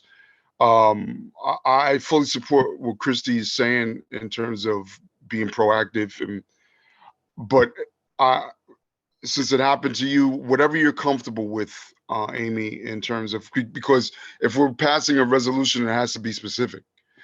So whatever you're comfortable with, and whatever we can galvanize over the next 45 days before our term ends, I want to voice my support that I think, like Co-President Green said, like Christy said, we probably need to pass a resolution. I just know it'll need to list specifics. So I just want to recognize this is a sensitive thing for you, Amy. God bless you and your family, and continued healing. Find strength with this council, with this parent body, whether we're elected or not next year. And I look forward to working with this council, in the coming, before the end of the term, to see what we can come up with a resolution. Thank you. Councilmember Spencer, thank you. It doesn't necessarily have to be a resolution, because it can be specific to safety in general. It does not necessarily have to be specific to a particular incident. Okay. So noted. Because we don't know what incidents are going to come up. There's things evolving every day, things happening all the time. So I think it's better to be a bit more general, but to include if there is an event and children from New York City schools are invited to something, how do we then keep them safe if it's not on the school premises? How do we keep them safe even when they're on the school premises? Because things happen in schools too now. So I think it's about coming up with procedures that will be helpful, and that may prevent other things from happening to anyone else. I mean, the hope is that. The hope is to prevent anyone from hurting our kids or hurting anyone's kids. All right. I'm gonna jump in. So I just want to say thank you to all of my council members in this space, as well as in spirit.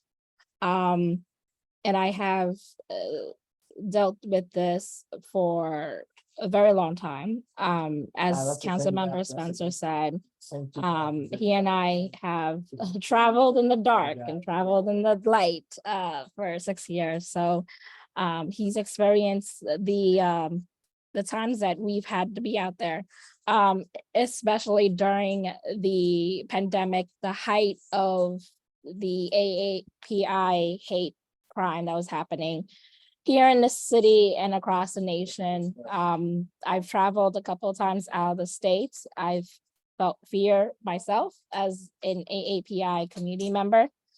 I have spoken very vocally with the chancellor himself about, you know, my position as an Asian woman who, you know, is very vulnerable in the state of the public safety. So I just wanted to share with members on the council and the community here. We will have community leaders be part of our next meeting, which will be our final meeting of the school year and the term. So I appreciate them coming forward to support us. This is not just a conversation. This is a real, true conversation for our community. We serve the most vulnerable young people. We serve the most challenging individuals who grow up still with a disability. And disability justice is very close to my heart because 3 of my kids of 5 have a disability. And I look at it every day right now. I am fighting the system to make an impact on our disability community. No matter if it's in the police department, if it's special victims, we need to fight hard for disability justice. No individual or human beings should not feel unsafe walking the streets. This is where I'm born and raised, and I should not feel that way. My kids should not, and none of us should be in that situation. We also do need to recognize, and like I said earlier, we really need to pay attention to mental health. We do really need to pay attention to the inflation, the health crisis, the food insecurities that we deal in New York City.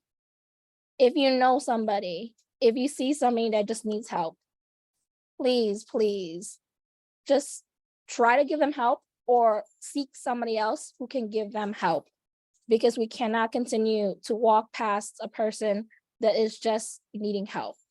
And I think that it may not be the solution to our crisis, but it is a start to something. I encourage my children, I encourage my school staff to continue to provide mental health interventions for my children, for all children in our schools, because they are dealing with this every day. I live in the Bronx. I see this every day, and I know our children need us to be there to support them. I also suggest, and I'm always a doer. I am always a problem solver. And my suggestion is encourage your schools to support students on how to build skills for community awareness, just to be aware of what's happening and to know that there are scenarios that they can self-defense for themselves. I have teenagers, they travel to school themselves, they're in the community. It is scary, but we need to prepare them as best as we can independently. And, you know, we also need to take care of our own selves too. So I just want to say thank you. I look forward to working with you, Councilman Spencer, on a resolution. I do think we are the council to do that, especially for disability justice. Anything that members here want to suggest, I am here to support. And no matter if I'm on this council next term or not, I'm always here for District 75 community. So be safe, and I'm always in prayers for everyone. So thank you. I don't want to keep everyone, and I know we do also have our amazing members here who commit their time to committee work. So we're gonna go to the committee reports. Before you do that, Councilmember Sai, Thank you. I wanted to suggest, because Councilmember Angel was the person who really first suggested, I think she also should be part of the conversation, when Mr. Spencer and you have the, whatever resolution or whatever conversation it is, should involve her and, Councilmember Husbands, I think is the other member reached out. Yes, it's all appreciated. Anybody is welcome. Appreciate that. I just want to respect everyone's time here, so I just wish that we can move on Not a to problem. many reports. Thanks. So we will, since I see Councilmember Angel in front of me in my screen, Councilmember Angel, do you have a report or announcement for your committee, your committees that you chair or co-chair? Yes, in brief, the surveys for the awards have gone out to the principals and to the parent coordinators, and also to the superintendent to assist in giving us the names for the principals. We do have a deadline for the 19th for those members who wanted to submit names for the students, and we also have the district helping to fill in any blanks that we may have in order to get the 25 students. We did finalize the menu. Thank you again for those of us that came to the outreach meeting. We've had a logistics meeting, and we are pretty much in a good space prior to the event happening. Moving forward to, back to outreach, there will be a TSA Cares presentation on May 22nd. This is for parents who may be traveling in the summer. If you're going to airlines, you have children that have sensory issues, autism, any level of help that may be needed.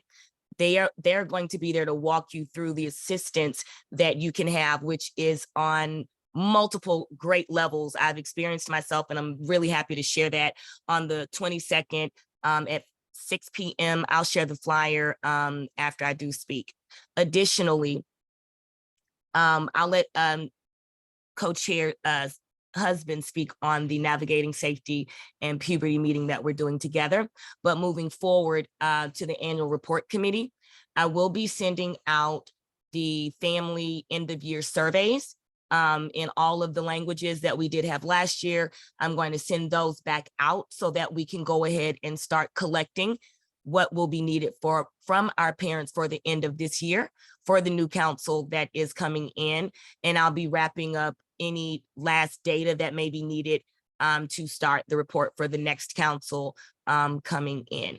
And that would be the end of my report. I don't believe I have anything extra there. Does anyone have any questions? Oh, forgive me. I do remember council members saying that the ones that might not be returning would like to give names of nominees for awards. I would ask that we keep that number below 10 because we have to be cognizant of the people that we are awarding, the students that are coming, and everyone is getting a +1. And there is space where some principals will want to bring their teams, and we have budgeted for 200 people. So I just want us to be cognizant and aware of that. I can send council members the form where they can put their request in the survey, or you may email me so that we can know what your desires may be. I do know that President Andrea Daniels from President's Council wants to add 10 parent advocates to award. I am not opposed to that. We're just gonna make sure that we keep the flow of the evening going to where everyone can kind of get in, get out, feel good, have a great time with the karaoke, with the DJ, with the dinner, etc. And that again is at Baruch College, June 29th. And we will be sending out the invitations for council members, for the DOE, and for the district. That should also be going out this week. The invitations will be non-transferable so that we will be able to respectfully keep track of the 200 people that we budgeted for. Thank you. Councilmember Angel, Yes. you got June 9th, right? You said June 29th. 9th? Mhm. Okay, because you said 29th. I was just getting panicked, but okay. Oh, no, it may. It's the 9th. It's the ninth. I might have had a list going on there, but yeah, June 9th. June Thank 9th. you. You're no more than welcome. And that's from 5:30 until 8 p.m. again. Does anyone have any additional questions? If not, I give the floor back to co-president Sai. I don't see any, so we'll just go to Councilmember Husbands.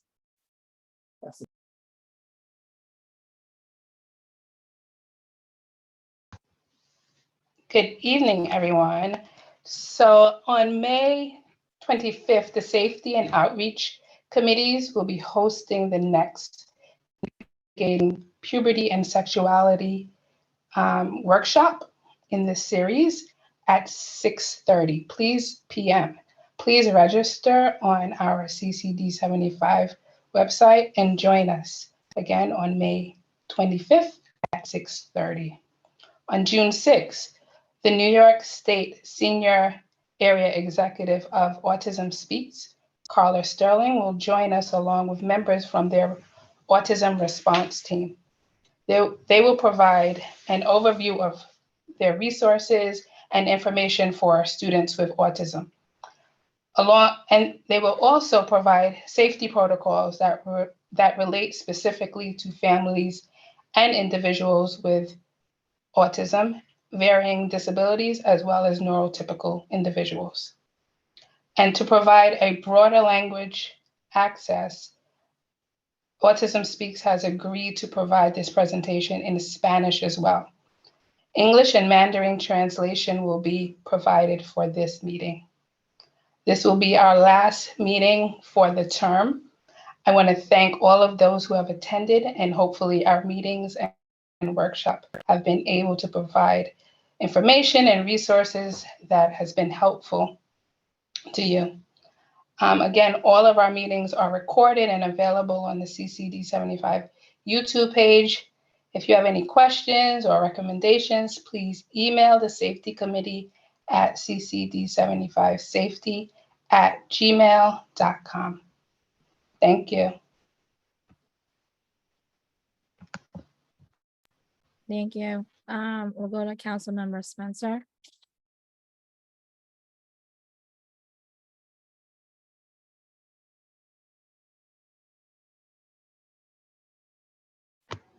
Thanks, Co-President Sai.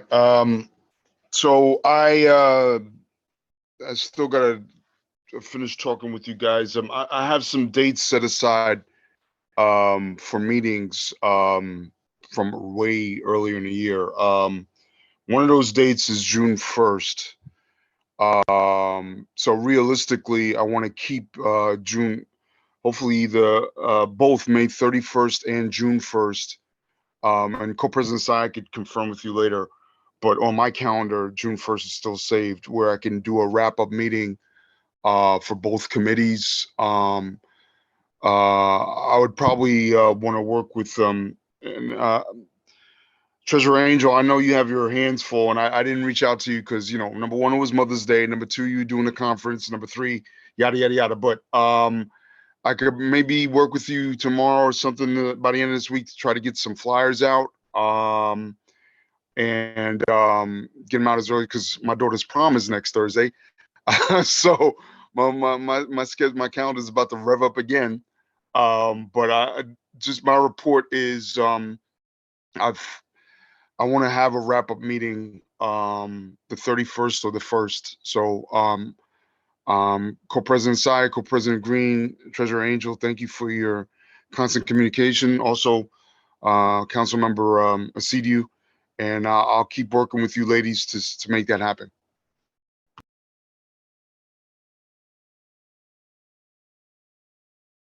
Thank you. We have a few other committees. Not sure any members would like to jump in for reports. Busing, curriculum, bylaws, legislation. And I know we had touched on ad hoc elections and communication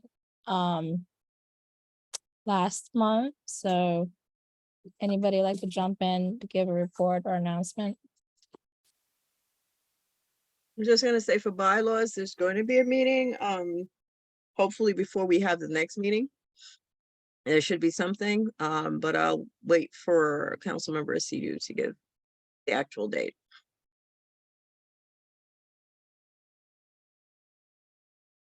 Okay, so if we don't have any updates on that, we will go to next item on the agenda. If Co-President Green can share her report. Actually, can you go first? Because I have to step away for a moment, okay? Okay, so I'll be quick, but we will come back to it. We'll have Treasurer Angel. Do you have your report for Treasury? Yes, give me 1 second. I can pull that up.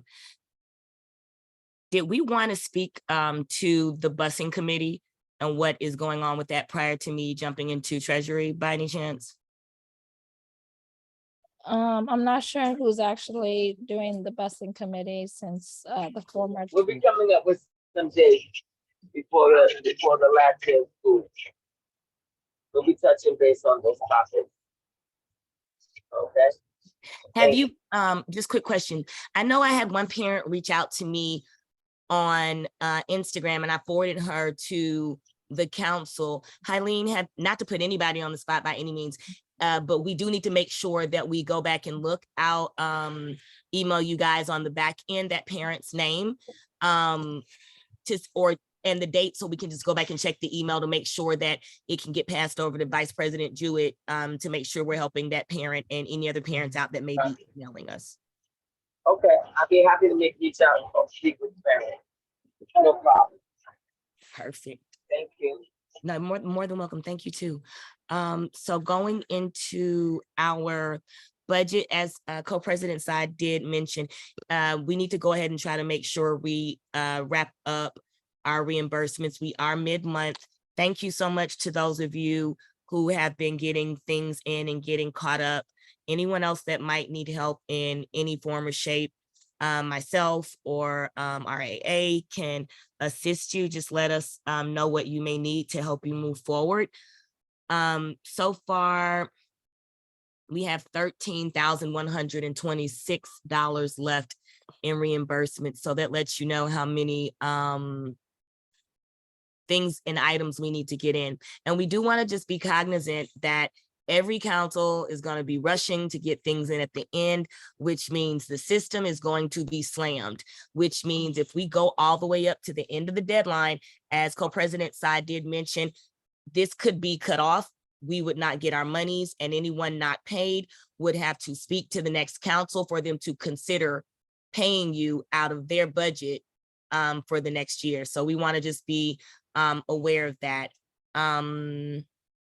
Outside of that, all of the purchase orders have been sent out to the vendors, and I'll probably have to email you guys. I'm not sure of the date, but we'll get the tablecloth turned around and the banner, but it'll be prior to the event on June 9th. Does anyone have any questions? If not, Councilmember Angel, how many, I don't know, maybe you covered this when I was away. How many, what's the difference, sorry, in reimbursements now? I mean, that now that people have started sending in, has there been an adjustment yet, or? Yeah, it's dropped. We've used 11,874. Before it was like 3,000. So yes, there is an improvement majorly. That's why I was thanking those of you that have submitted, full year or caught up, at minimum to May. So those of us that need to, catch up or need help, just let me know. We still have time. We just want to make sure that we're, cognizant of finance having to put this in, the AA having to put it in, and all of the turnaround times. So we don't want to push it too close to the end. All right. Thank you, Councilmember Angel. More than welcome. Thank you. The budget is included with the agenda tonight, so you should have available to see it. Please do so if you haven't. We will go back to Co-President Green and giving her report.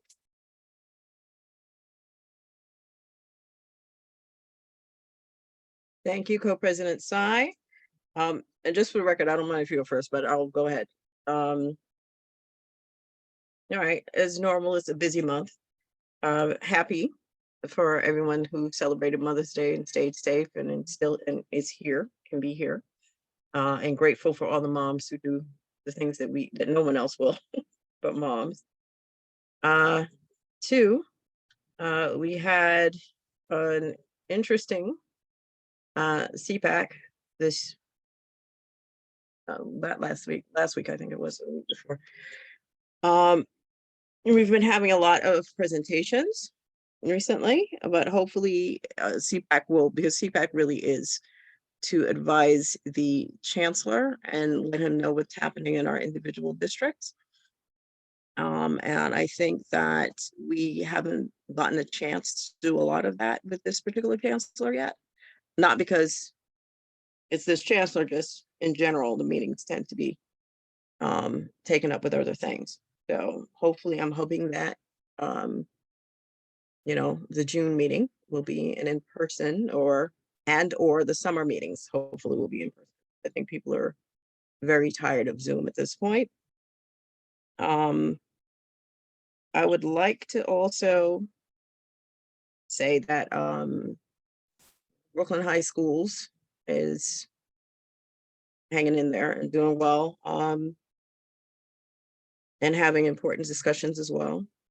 And that I'd like to see more involvement, not just with D75 parent bodies, but we as D75 parents are within home districts as well.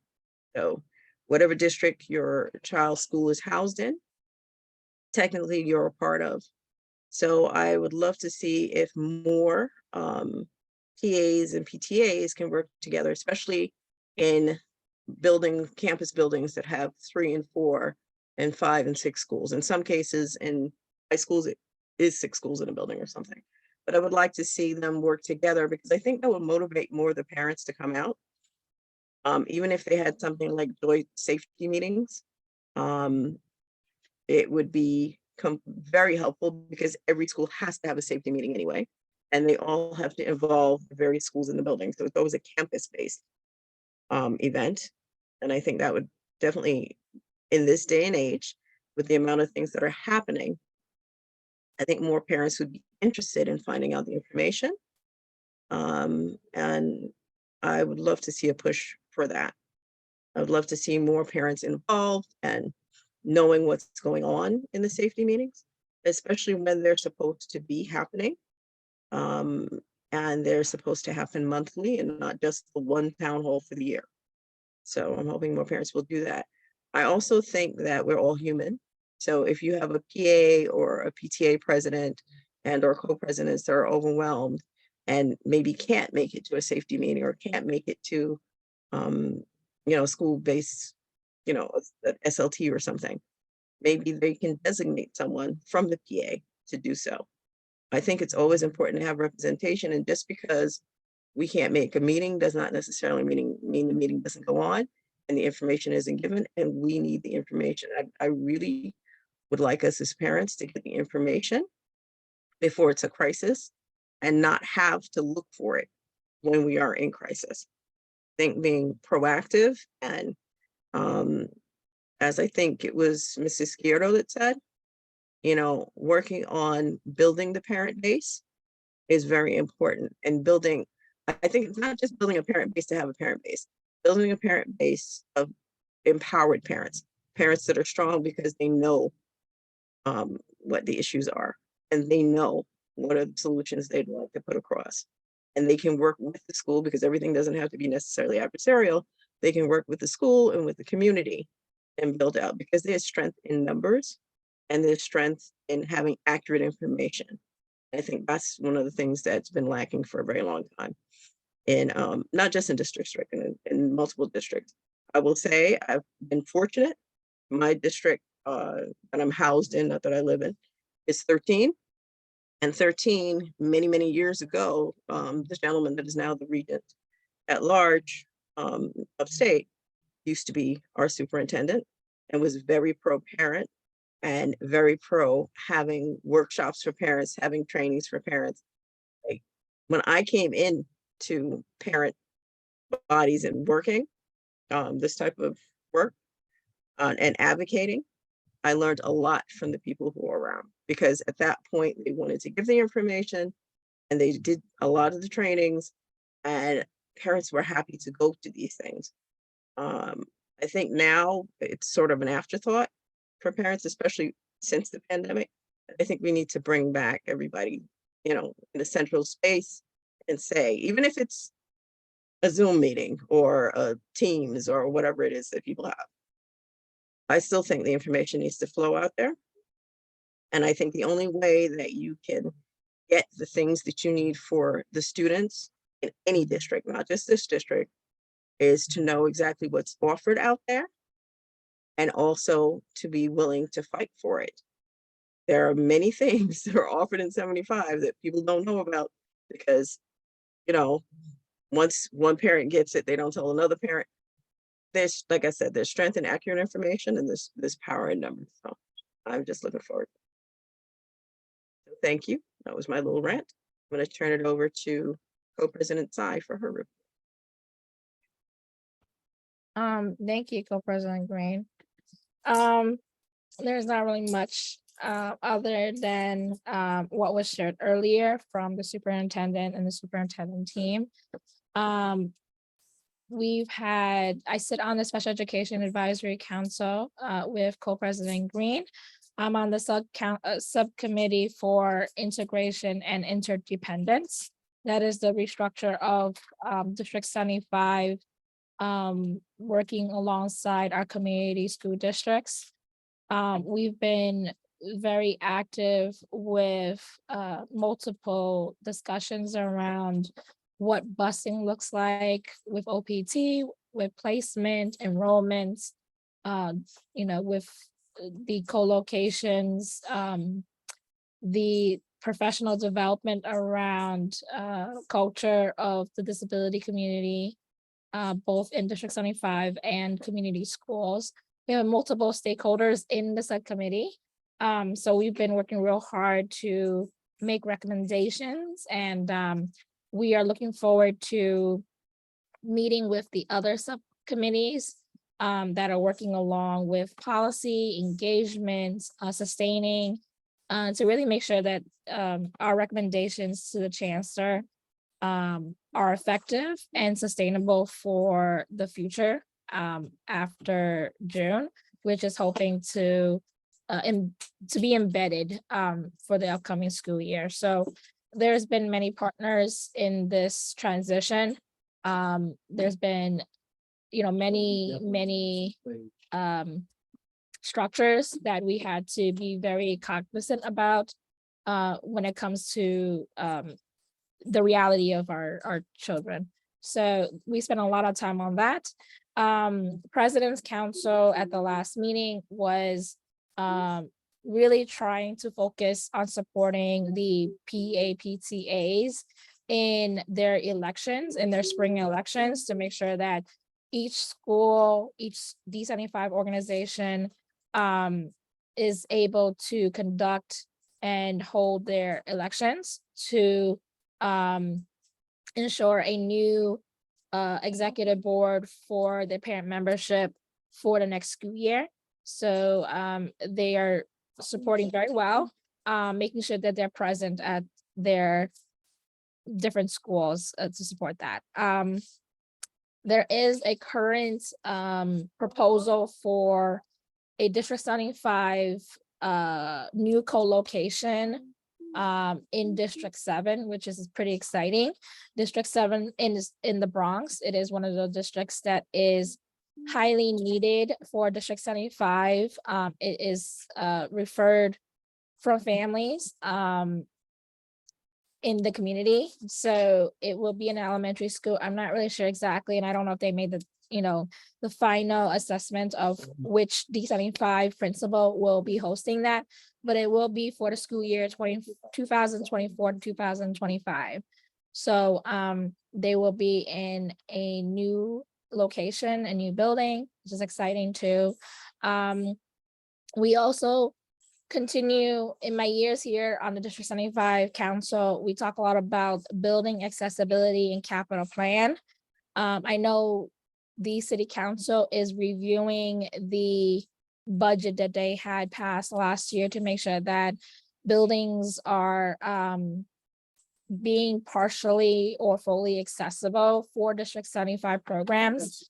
So, you know, we had Mark Traeger, who is the former city council member for Coney Island, now who is in the governance of the Department of Education, is committed to make sure that our D75 programs do get the accessibility, hopefully fully accessible. And we're not just talking about access into buildings or in classrooms, but we're really talking about children who are in wheelchairs able to use the lavatory, the restrooms. They're able to have handrails in the hallways, able to have you know, specialty adaptive furniture. So we're making sure that principals and APs are aware on how to get the funding for accessibility. It is a separate fund that is supported by City Council.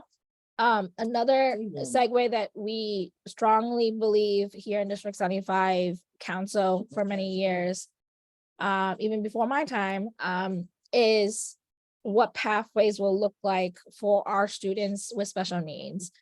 So the Department of Education Central has talked about pathways for students in their either in their apprenticeship programs or in college access, and utilizing, you know, real resources out there that give opportunity for students. So that's an ongoing conversation, obviously, because we want to make sure that what is out there is accessible to our students.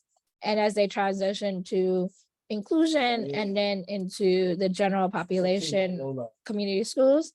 So we continue and hope that the next council will foster the work we've been doing here this term and terms before. And I believe either President's Council is having their meeting tomorrow. I'm not really sure. I haven't. It's really late, so I don't recall. But if they are having a meeting with President's Council, please encourage your PAPTA presidents and executive designees to attend, because it's for you to be active at your school. It's another for you to be also active internally to get support with along all your parent leaders in District 75. So I will end there and appreciate giving my report tonight.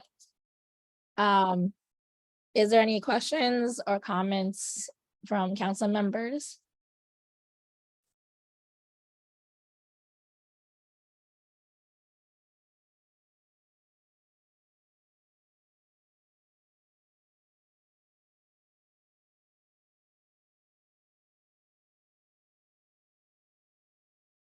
Okay, so we will go forward with any approvals that we need to have.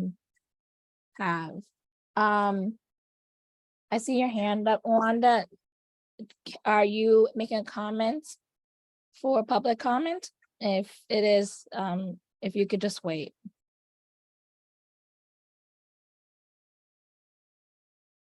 Okay, any council members have any approvals for the evening? Co-President Tsai, did we go over the meeting minutes that were sent out? Oh, and I apologize. We need to go through some of that. So I don't know if members in the council have reviewed the minutes. We do need to make sure that we can get all the minutes that we have currently onto the website, so we have it archived. And then we are also working on minutes that need to be added to the archive that has not been produced. So do you, Co-President Green, do you want to, how do you want to go the next steps with this? If people have read the ones that were sent out, we can just try to approve those. Like if everybody has, obviously everybody has them because they were sent out by, today. Before we do that, if we could just check in with the interpretation rooms. Surely.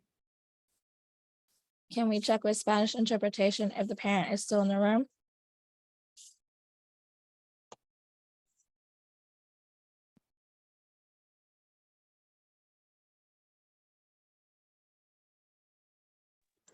They're still in the room. Okay, Mandarin interpreters, is there a participant in the room? No, there's no any comment or any parent in the Mandarin 9.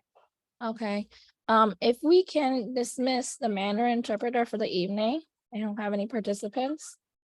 And the Spanish interpreter will stay on. Okay, so we're releasing the Mandarin interpreter at 8:50 p.m. Thank you, and we will look forward to seeing you at our next meeting. Thank you for being here. Thank you. Have a good day. Have a good night. Good night.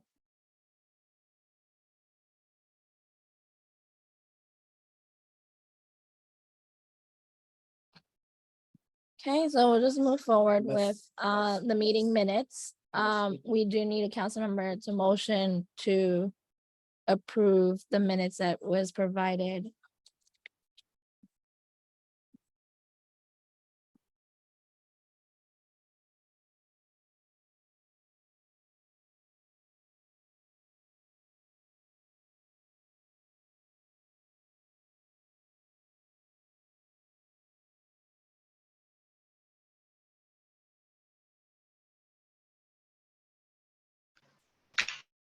Motion, oh, wait, is there a hand up? I motion to approve the minutes that were provided today in the email. Okay, we need a second from a council member, please. A second. Thank you. Anybody have any feedback or comments?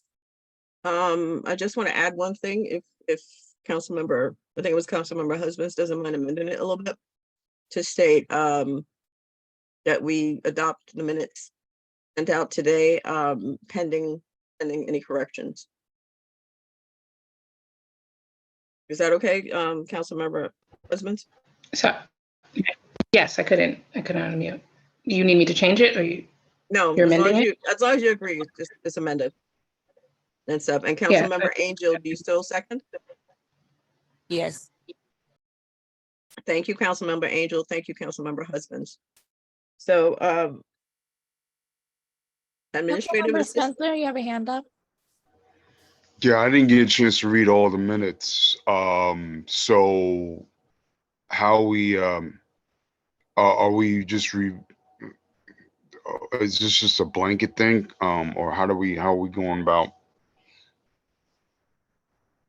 That's why I had said to amend it pending corrections. This way, if you go back and you find something in it that needs correcting, you can come back and have it corrected. Okay. All right. Okay. Council member Angel, you have your hand up. Go ahead. If there are any questions about the meetings, we have the recordings too, if that, helps to rewind or go back for something just for clarity. Thank you, council member Angel. Okay, so it was motioned by council member Aisha Husbands, and it was seconded by council member Christy Angel. Administrative assistant to the council, Ms. Verdejo. Can you do a roll call vote, please? Sure. I just want to make sure I got this down correctly. It's to adopt the pending changes to the meeting minutes.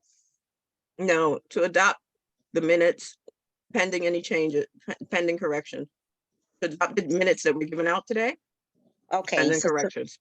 Okay, to the adopt the minutes.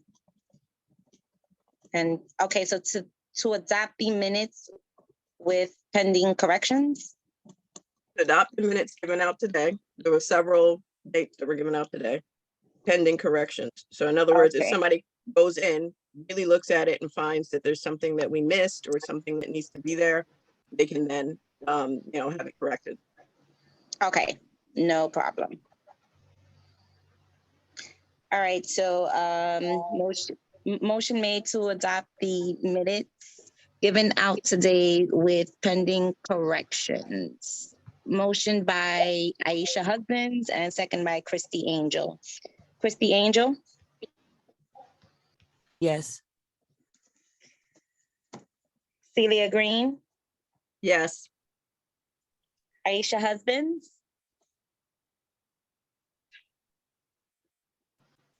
Yes. Patricia Jewett, Yes. Joanne Jones,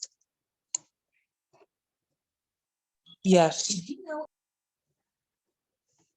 Angel Morales, Yes. Craig Spencer, Yes. Amy Mingsai. Yes. Okay, so we have 8 votes for yes, motion has passed. Thank you, Ms. Verdejo. You're welcome.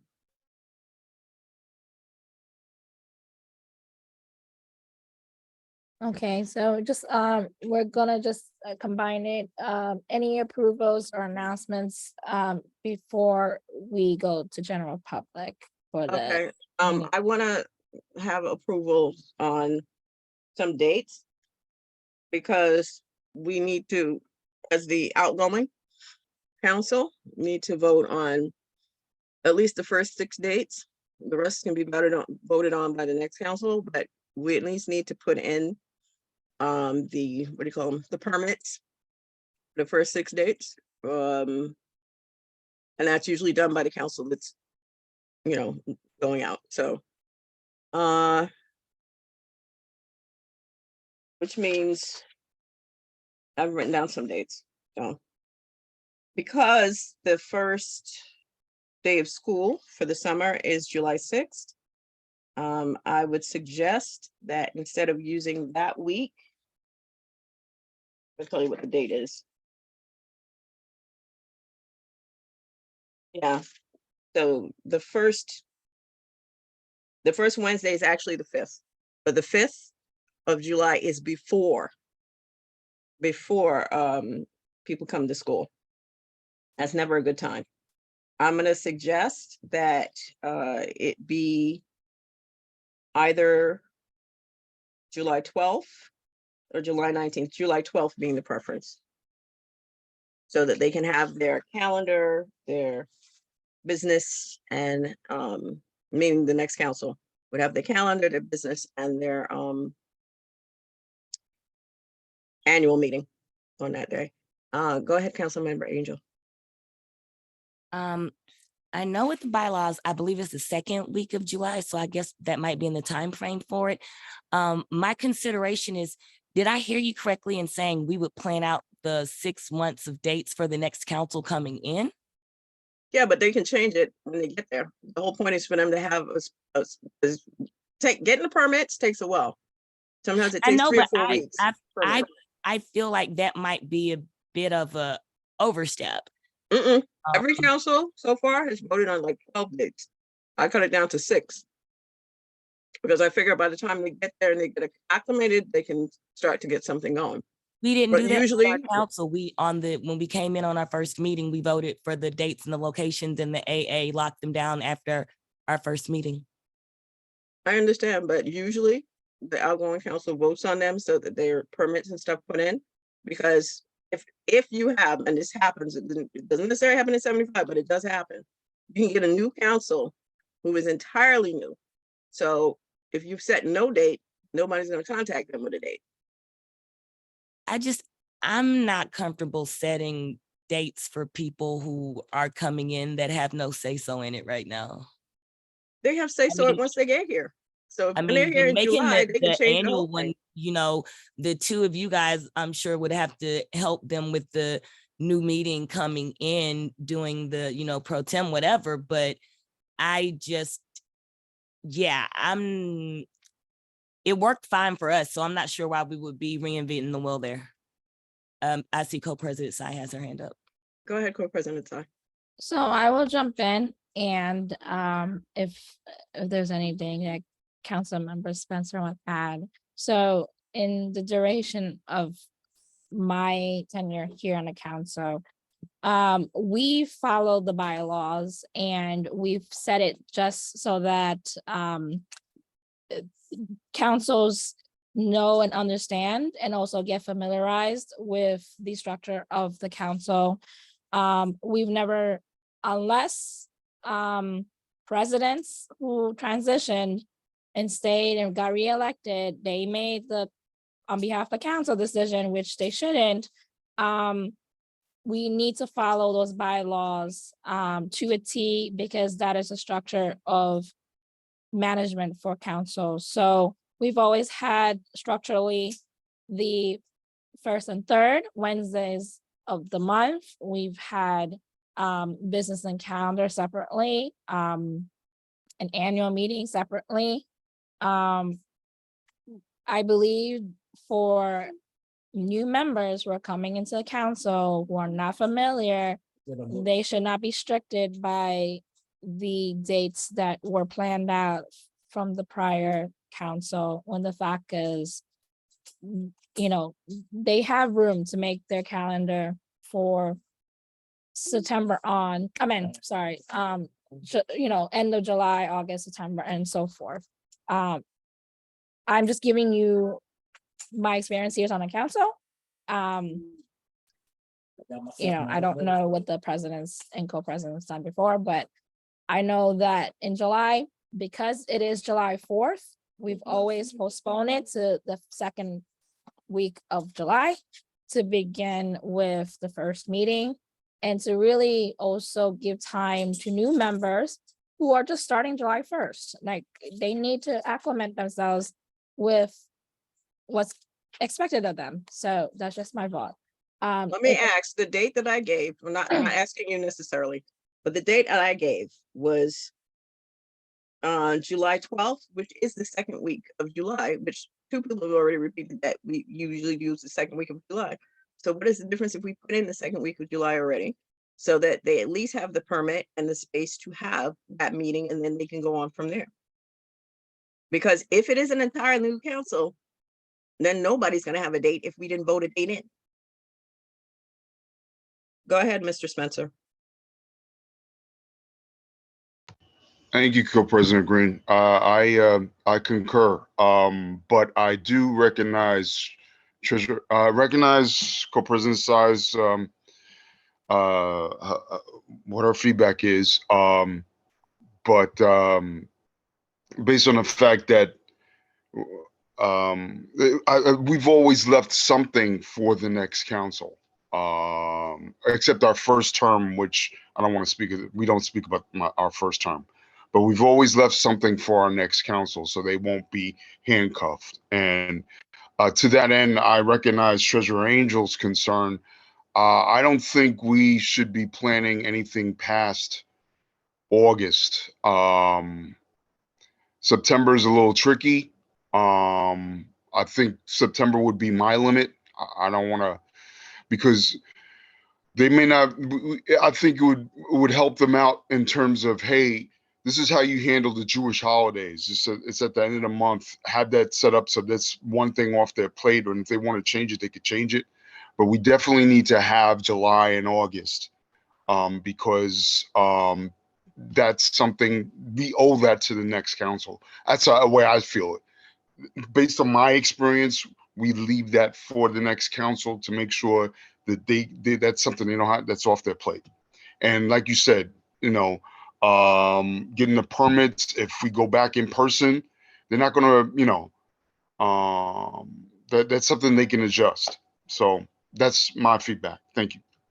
Thank you, Councilmember Spencer. And to that again, it takes at least 3 weeks to 4 weeks to get that permit, turnover for that permit. Go ahead, Councilmember Husbands, and then Councilmember Tsai, and then Councilmember Angel. I just put it in the chat because I don't agree with 6 dates, 2 to 3 max, and then they make the decision on their own, and they can as we did, meet in the D75 building.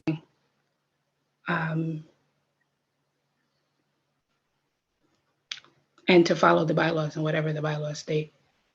Not necessarily what has been done, but what should be done. Not what should be done, I'm sorry, what is it, how is it stated that we should do it according to the bylaws? All right, Councilmember Husbands, thank you.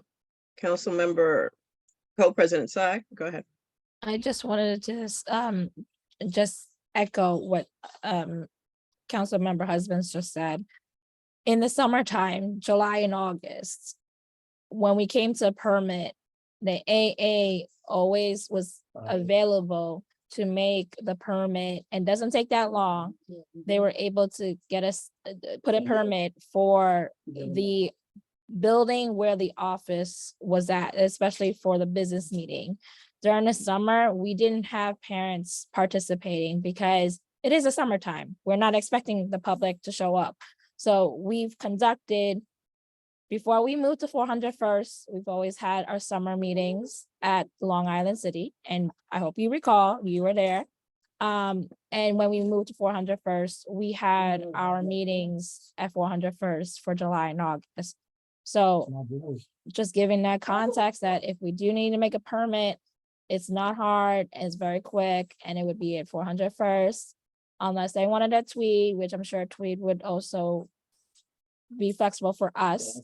But I do think that we need to give the space for new members to fit in their time, but also follow accordingly to the bylaws, because this is a reason to be organized, and make sure everyone's on par with attending the in-person or remote or hybrid.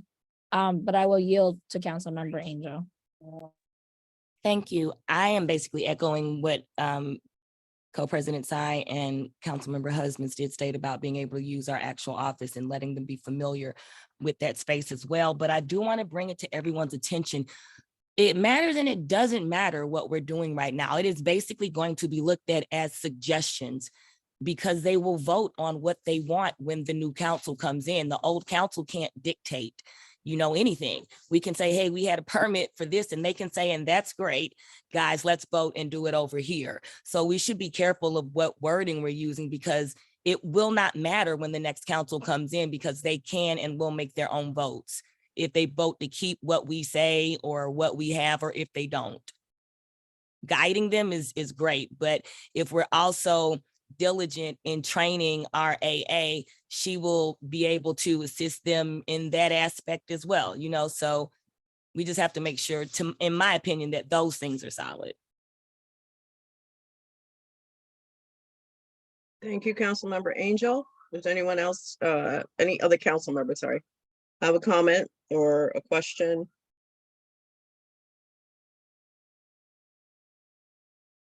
Go ahead, Mr. Spencer. So, not discounting what anybody else has to say. I'll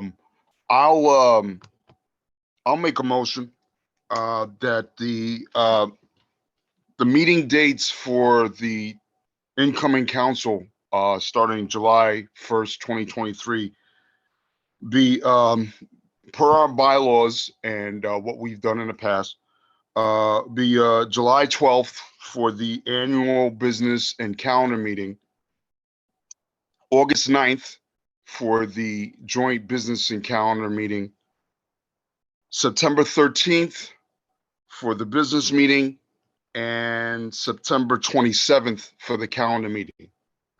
That's my motion. That those are suggested meeting dates for the upcoming council. Thank you, Councilmember Spencer. Does I anyone? second, not to be, and we know those dates are not written in stone. Mm-hmm. They're Thank just you. A guideline. Again, like I said, they can change it once they get there. They need to get there. Go ahead, Councilmember Angel. Isn't it a bit redundant to vote on dates when the bylaws say the second Wednesday of the month? It's kind of there and already Um, voted on. So why would Councilmember we tell Angel, them if to- an entirely new council comes on, they're not gonna get the bylaws till they get the first date. So they may not know. They should get the bylaws before, but Well, dealing with you face, and I'm telling you. co-president side would be the pro tem doing the voting and making sure you have a warm transfer to the next co-presidents, I'm assuming, yeah? Nope, because neither of us might be back on. We don't know what the vote is Not until the neither vote of you comes guys out. being back on, but per the bylaws and when it's talking about elections, if you aren't reelected, you guys would be doing the elections for the council coming in as your positions. So No, only if we are back on. If we're not back on, we have nothing to do with it. If, for say we should example, go we're back- on a different I would say council. we should go back and just make sure everybody's reading the documents. I'll give the floor back. No, make the point, because I just help me to don't want- understand the point. I Go just ahead. don't want us doing redundancy. We looked at the people that are running, they're capable, and our bylaws are available. And if we're saying the 12th, okay, great. If we're saying we want to make sure we hold down, the office and have the permit set so that they can meet and know where our office is for the first meeting, okay, great. But I feel like we should let people, I feel like it's almost kind of weird to tell people a specific date when it words it in the bylaws. I don't know, that's just me. Thank you, Councilmember Angel. Go ahead, Co-President Sai. I just wanted to reflect on the actual bylaws unless it was changed and I'm not knowledgeable about it, but the business meeting is always on the first week of the month. The calendar meeting is the third week of the month, and the annual meeting is on the third week of the month. I don't know what was the assumption to combine it at this point. That needs a vote, and we shouldn't have the annual meeting at the first meeting, which honestly, and I want to be respectful, this council has done it out of the norms of having annual meetings on the first day of the actual first term, which I don't believe is, we need to get to know each other before we actually have an annual meeting. That's just my opinion. So, but I do think that if we want to be adults here, we need to respect the fact that these bylaws that are, the living document of the council, they need to be given to members of the council on day one, July 1st, because that's the first day that they're actually starting the term, not on the first day of the meeting. So yes, and I want to just say to Councilmember Angel, who came into the council this term 2 years ago, requesting the bylaws on her first day, and she was not given her bylaws. So respectfully, I do think, as me as co-president, I will give those bylaws to the next set of members on the first day that they start their term. So I just wanted to say that here on record, but I guess emotion's out, so we'll just move forward.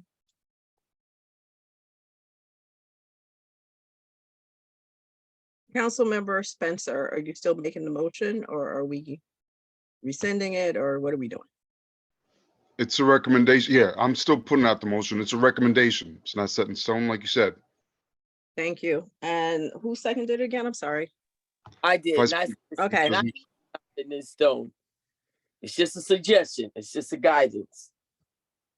That's all. It's just to And get two, the other thing is, no one is supposed to get anybody's information until they have to have their oath signed and signed and notarized. So even the AA will get the names, but she will not necessarily get the information for the people until FACE has gotten the notarized copies, or whatever representative of FACE, because we have Jose, so hopefully Jose will get the copies. I and just stuff want to like make a correction. The bylaws are public viewed, which should actually be posted on the council's website. But members of the council who are starting that term, regardless if they have the oath, they should be able to see the bylaws. This is public view document. So, but council member Husbands, your hands up.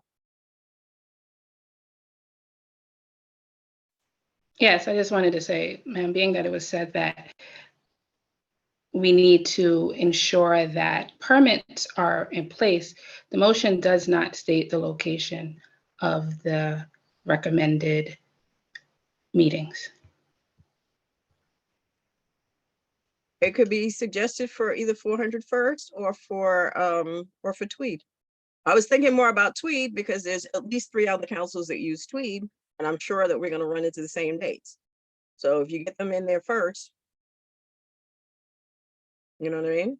It's a first come, first serve at Tweed. Councilmember Spencer and then Councilmember Angel. Thank you, Co-President Green. Yeah, Ms. Husband, so I'm just trying to meet the middle ground. I hear what you're saying. I hear what Co-President Sy is saying. I hear what Treasurer Angel is saying. We don't want to dictate. They have enough to make their own decisions. I've been in a leadership role in this council. I want to leave some sort of legacy, some sort of guidance, because I won't be here. And I'm just looking for a middle ground. So no, I didn't put locations because I think that councils need to figure out what locations.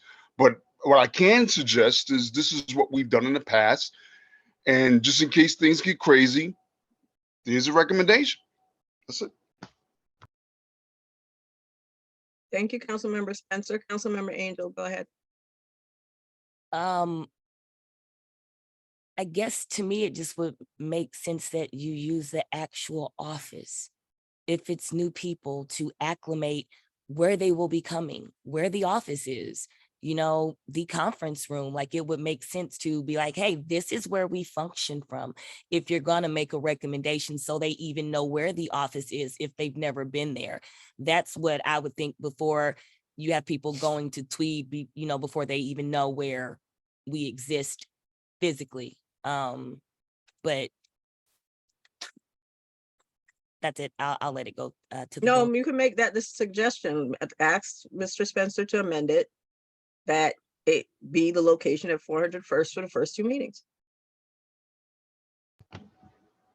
Would you like me to amend that, Treasurer Angel, to include 400 First Avenue? Is that what you're asking? I feel like if we're giving them a suggestion, at least the suggestion is soft. It says we have an office, we have a conference room that's available, and we have these permits at the office that we use that's available. If not, then we can give a list possibly of where we've had our meetings, and they can take that and run or choose whatever else they want to, but at least it's something that's available. Okay. Thank you, Treasurer Angel. That's very adaptable. So, Co-President Green, I amend, and Vice President Jewett, if you don't mind, I want to amend my motion. Because if they need to get the Chromebooks, they'll be right there where they are. So it's a win-win. So I amend my motion based on Treasurer Angel's suggestion that the 4 dates that I mentioned, pull them out again, July 12th, August 9th, September 13th, and September 27th, 2023, we recommend, these are recommended dates to have those meetings at 400 First Avenue, right where our office is in the conference area downstairs. Vice President Jewett, do you second still? Yes, definitely. Thank you, Vice President Jewett. got President Green, I yield. Thank you. Is there any more discussion or comment? Okay, so the motion is, I'm gonna ask Mr. Spencer to repeat it because I don't remember the dates off the top of my head. The Okay. motion on the floor, motion by Mr. Spencer is, I motion that the incoming councils, starting July 1st, 2023, the recommended dates, the suggested dates for their first upcoming meetings will be July 12th, 2023, August 9th, 2023, September 13th, 2023, and September 27th, 2023, and to have those meetings at 400 First Avenue in a ground level in a conference room down there. Okay, and it's seconded by Councilmember Jewett. Ms. Verdejo, can you please take a roll call vote? I'm sorry, I have a quick question. I hate that. Yeah, no, go ahead. Go ahead. I was trying to pull my calendar. These are all the third weeks of that he's mentioning. No, the one in August is the second week, and the one in July is the second week, but we're not in school the first week per se. So the one in July is the second week. The one in August is the second week. The one in September is the second and the fourth, I think. Okay, wait, so then I misunderstood the motion. I thought we were making the suggestion that they were following the dates of the bylaws with the location suggestion of 400. Okay, I didn't know we were trying to move their dates for them. Yikes. Okay. I'm sorry, Treasurer Angel. I'm not trying to say anything. It's not a mandate. It's a recommendation. If we're not in school, it's not really a public meeting because we can't really get people at school who do not have necessarily access like we do. There's no way to backpack them if they're not in school. So I do think the second week of July is better than the first week if they're not in school yet. Meaning if the constituency is not in school yet. But if the dates don't follow the bylaws, we can't vote that way. But I'll move forward with what we're doing. I just wanted to say, you can always promote, and we should be promoting the public notice prior to the actual meeting. So I don't think that the district would have a problem in promoting the public notice before school ends. But then again, I do think that this council would need to support the new coming council members with promotion. So regardless, we're grown adults and we should model the right way of doing things, but we can move on. Just a little point of information. Most of the time, the dates have been in consideration with whatever the school calendar is going on. It usually makes more sense to have a meeting when school is actually going on, like has been said, backpacking. We've tried different ways of getting the information out there, but we still have to do the traditional way because we do. You can always do more. It's just not okay to do less. So I think the dates that Spencer was coming up with, the suggestions were to be inclusive of how the flow of students and family members were going to be coming into a building and a school building and actually be able to get the information. So it wasn't to violate the bylaws.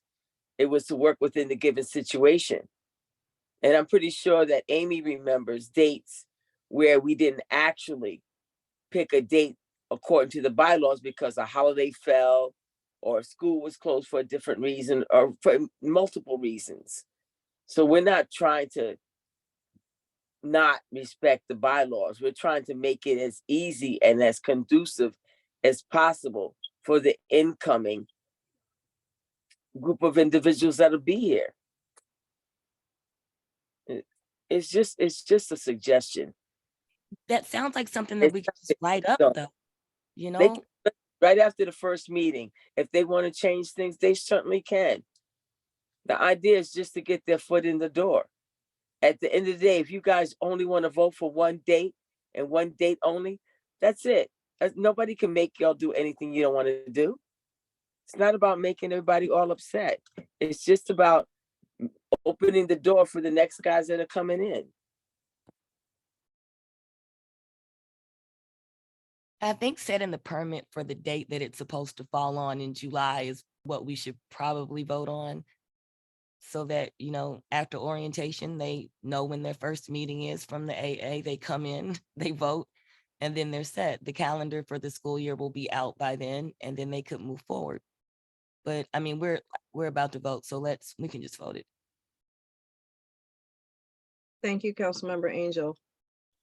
All right, Ms. Verdejo, can you do a roll call, please? Yes, hopefully I got this right. So, okay, so the motion is to provide suggested dates for the incoming council for their like upcoming meetings. The suggested dates are July 12th, August 9th, September 13th, and September 17th to have the meetings at 400 First Avenue, grounds level. No, the last one is September September 27th, actually. It's September 27th. Yep, okay, sorry, September 27th, okay. Christy Angel,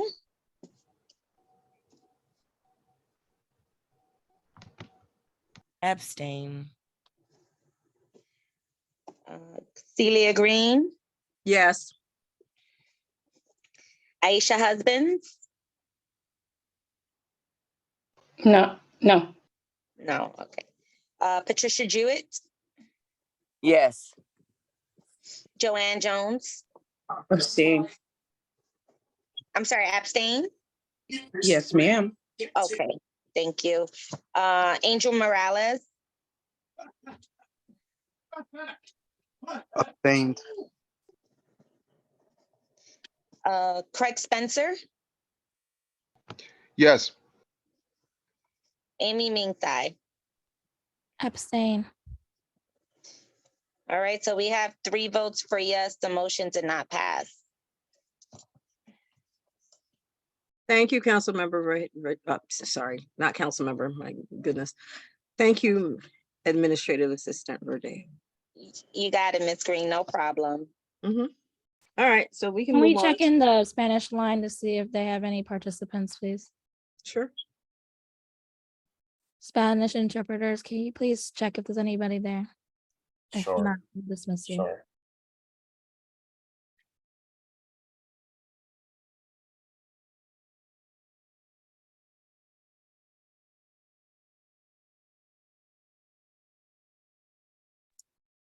There's nobody.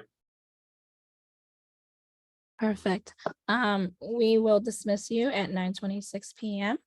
Thank you for your service this evening with interpretation. Not a problem. Doesn't matter if I'm in agreement. Yes. I am in agreement, though. So, Yes. yes, they are dismissed at 9:26. All right. Well, have a good one. Thank you very much. We look forward to seeing you at the next meeting. Very well. Okay, I'm sorry. Continue, council member. Sorry, Co-President Tsai. Do you have any other approvals you need this evening or announcements? Nope. Any other council members? I don't see any.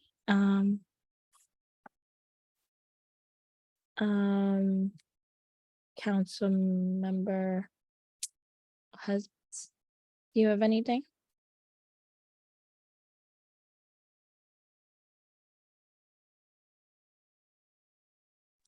Okay, we will go to general public comments. Wanda, I know your hand was up earlier. Would you like to give a comment? Yes. Should we get out of that? Good evening, everyone. I don't know if everybody's still in here. I was in another meeting, so it was in the nick of time. So the reason this comment is regarding the People's Money Initiative from the Civic Engagement Commission, participatory budgeting for expenses and whatnot. So elections started in June, I forgot, sorry, if in May the 10th, sorry, it started in May the 10th to June the 25th. Anybody over the age of 11 can vote.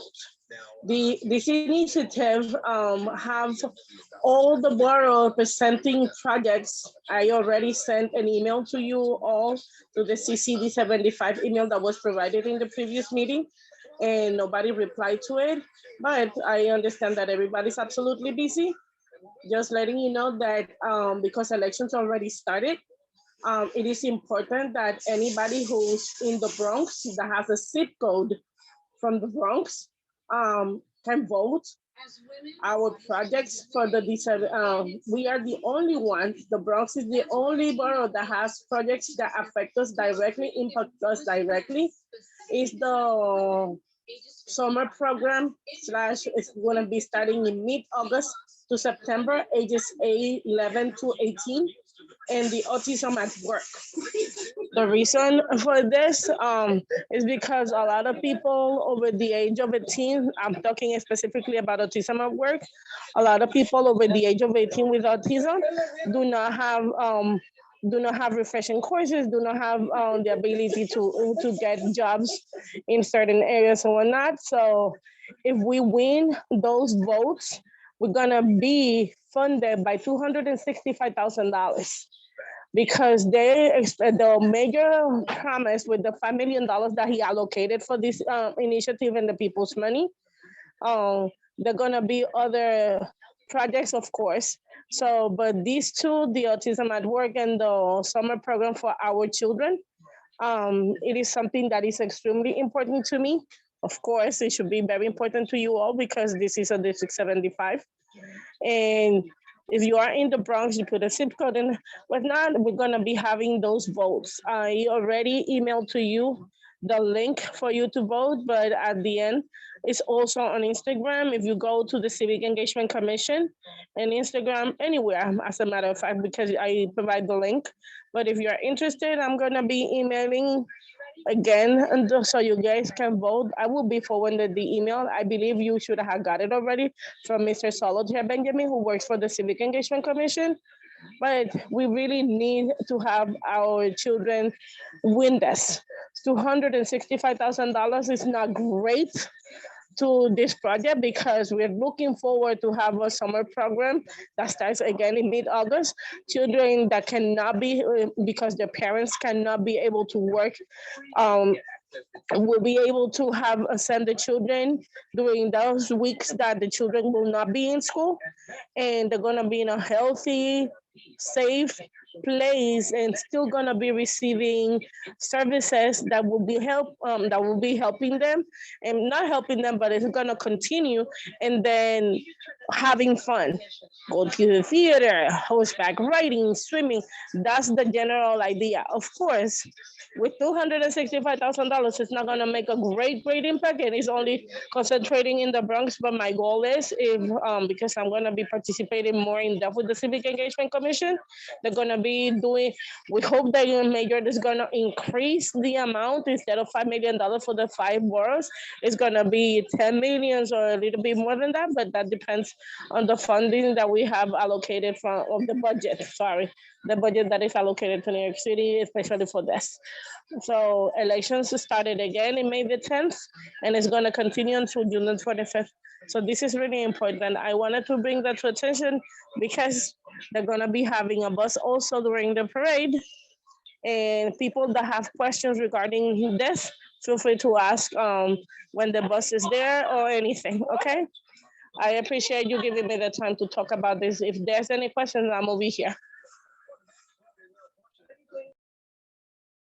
Thank you. Do we have any other public like to share?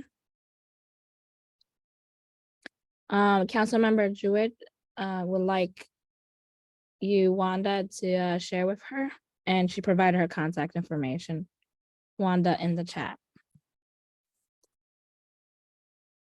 I did put my cell phone number.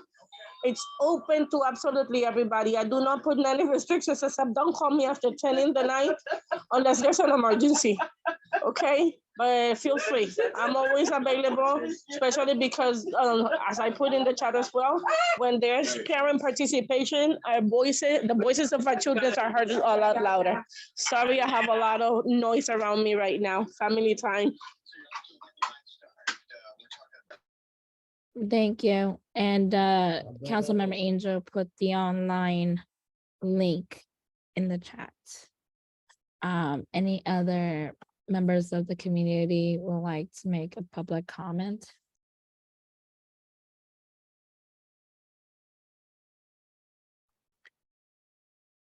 Okay, I don't see anybody. So we are at the end of the agenda. If members of the council are finished with the meeting, we can get a motion to adjourn. So President Tsai, I'd like to make a suggestion before we adjourn. That, and maybe we should vote on it in the next meeting, that we move public comment to higher up in the agenda on the days that we do, because we only do public comment in the calendar meetings anyway, on the days that we do the calendar meeting. But that does not have to be now. Like I said, it can be. I would like us to just look over the current bylaws, and if the council would like to make suggestions to the bylaw committee in making that suggestion, I think that should be deferred. But right now, the format for the calendar meeting is in the bylaws, and for years, the public comment has always been at the end. So this is a suggestion that he brought to the bylaw committee. If any other members like to add, feel free to. I would like to say that when I was going through a couple of things, I know I sent them over to Council Member Asiadu for the Bylaws Committee, just to make sure that as we transition our information over to the new council, that everything that we did vote into the bylaws is placed in there in a correct document that's ready to go when the next council comes. So we just want to make sure everything that we did vote on is in there, especially with our standing committees and things of that nature. Thank you. And just to add, that includes the hybrid and the technology necessary for the hybrid meetings be put into the bylaws, and that was requested and written by Councilmember Angel. So I just want to, and we hopefully hear from a council member Asiadu. I see your hand up, Wanda. Please keep it short before we adjourn the meeting. Wanda, you have your hand up. Yeah, sorry. Very, very short. I agree with Ms. Green, because as you noticed that the length of the meeting was too long. A lot of the people that started in the meeting, there were 33 at some point, that right now there's only 16, only 2 people outside of the council still in here, me and Ms. Stamulus. When there's information like this, the one that I shared, that is gonna be impacting, it will be so much great if somebody will bring it into attention at some other meetings. And actually, it would be great if they listen to us at the beginning, at some point, or divide the meeting like that before, but it's just a suggestion. Just saying. Thank you. Thank you. And again, if you would like to participate in one of our committees, please reach out and you can make your suggestions at the bylaws committee. I see Joshua here. You have a hand up, and then we will need to wrap up for the meeting. Thank you. It'll be quick. I just have a question for Wanda. Well, what day of the event will the parade be? What date? The parade will be on May the 21st, which is this coming Sunday. We will be meeting in 167th Street in the McDonald's, not necessarily inside, but outside. Those are located right there by the number 4 train station and the train station, but the number 4, it's between Gerard and Walton Avenue. We will be meeting over there. We do have to present and sign in that we are represented. So all the Bronx schools, of course, are gonna be represented, but because we're mentioning it to you guys at large, so anybody who can come and show up in here will be wonderful, because we want to present a united front. It's the first time ever that District 75, specifically the Bronx, has participated in this. I know as a fact that the parade has never had. First and foremost, the Bronx Week finishes that day. And there's no other borough that celebrates themselves like that. So this is how important it is that the people recognize that District 75 exists, that we count, and that we are a force to be reckoned with. This is the general idea, and we want to present a united front because I see some kind of disconnect between all the boroughs and people like me and you because I didn't even know who you were. I apologize for that, but I appreciate the time and you asking me.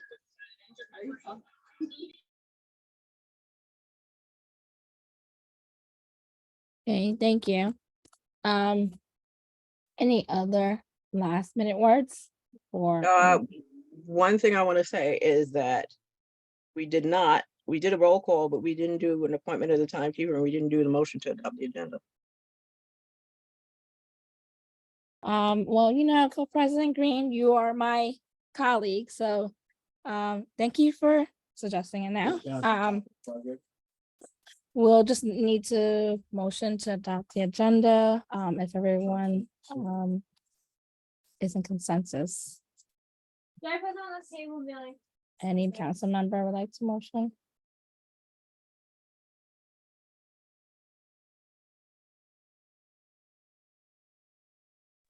Motion to adopt.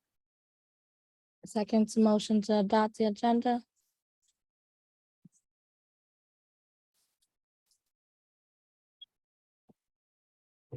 Any council member like to second? Second, husband. Thank you, Councilmember Angel, and thank you, Councilmember Husbands. Ms. Verdejo, can you do the last, hopefully last roll call for the night? To Okay. adopt the agenda, it was motioned by Councilmember Christie Angel, and it was seconded by Councilmember Aisha Husbands. Okay, so the motion to adopt the agenda. Motion by Christy Angel, second by Aisha Husbands. Christy Angel, Yes. Celia Green, Yes. Aisha Husbands, Yes. Patricia Jewett, Yes. Joanne Jones, Yes. Angel Morales, Yes. Craig Spencer, Abstain. Amy Minsai. Yes. All right, so it's 7 votes for yes, the motion has passed. Okay, thank you. Thank you, Ms. Verdejo. You're Can we welcome. get a motion now to close from any council member? Motion to adjourn. Close. Thank you, Councilmember Husbands, and it's seconded by Councilmember Jewett. Is anyone opposed and or abstaining from this motion? Hearing none and seeing none, we are now officially adjourned at 9:42 p.m. We hope to see you at our next meeting on June the 7th, 2023. Thank you all who stayed and who support us. Stay safe out there, everybody.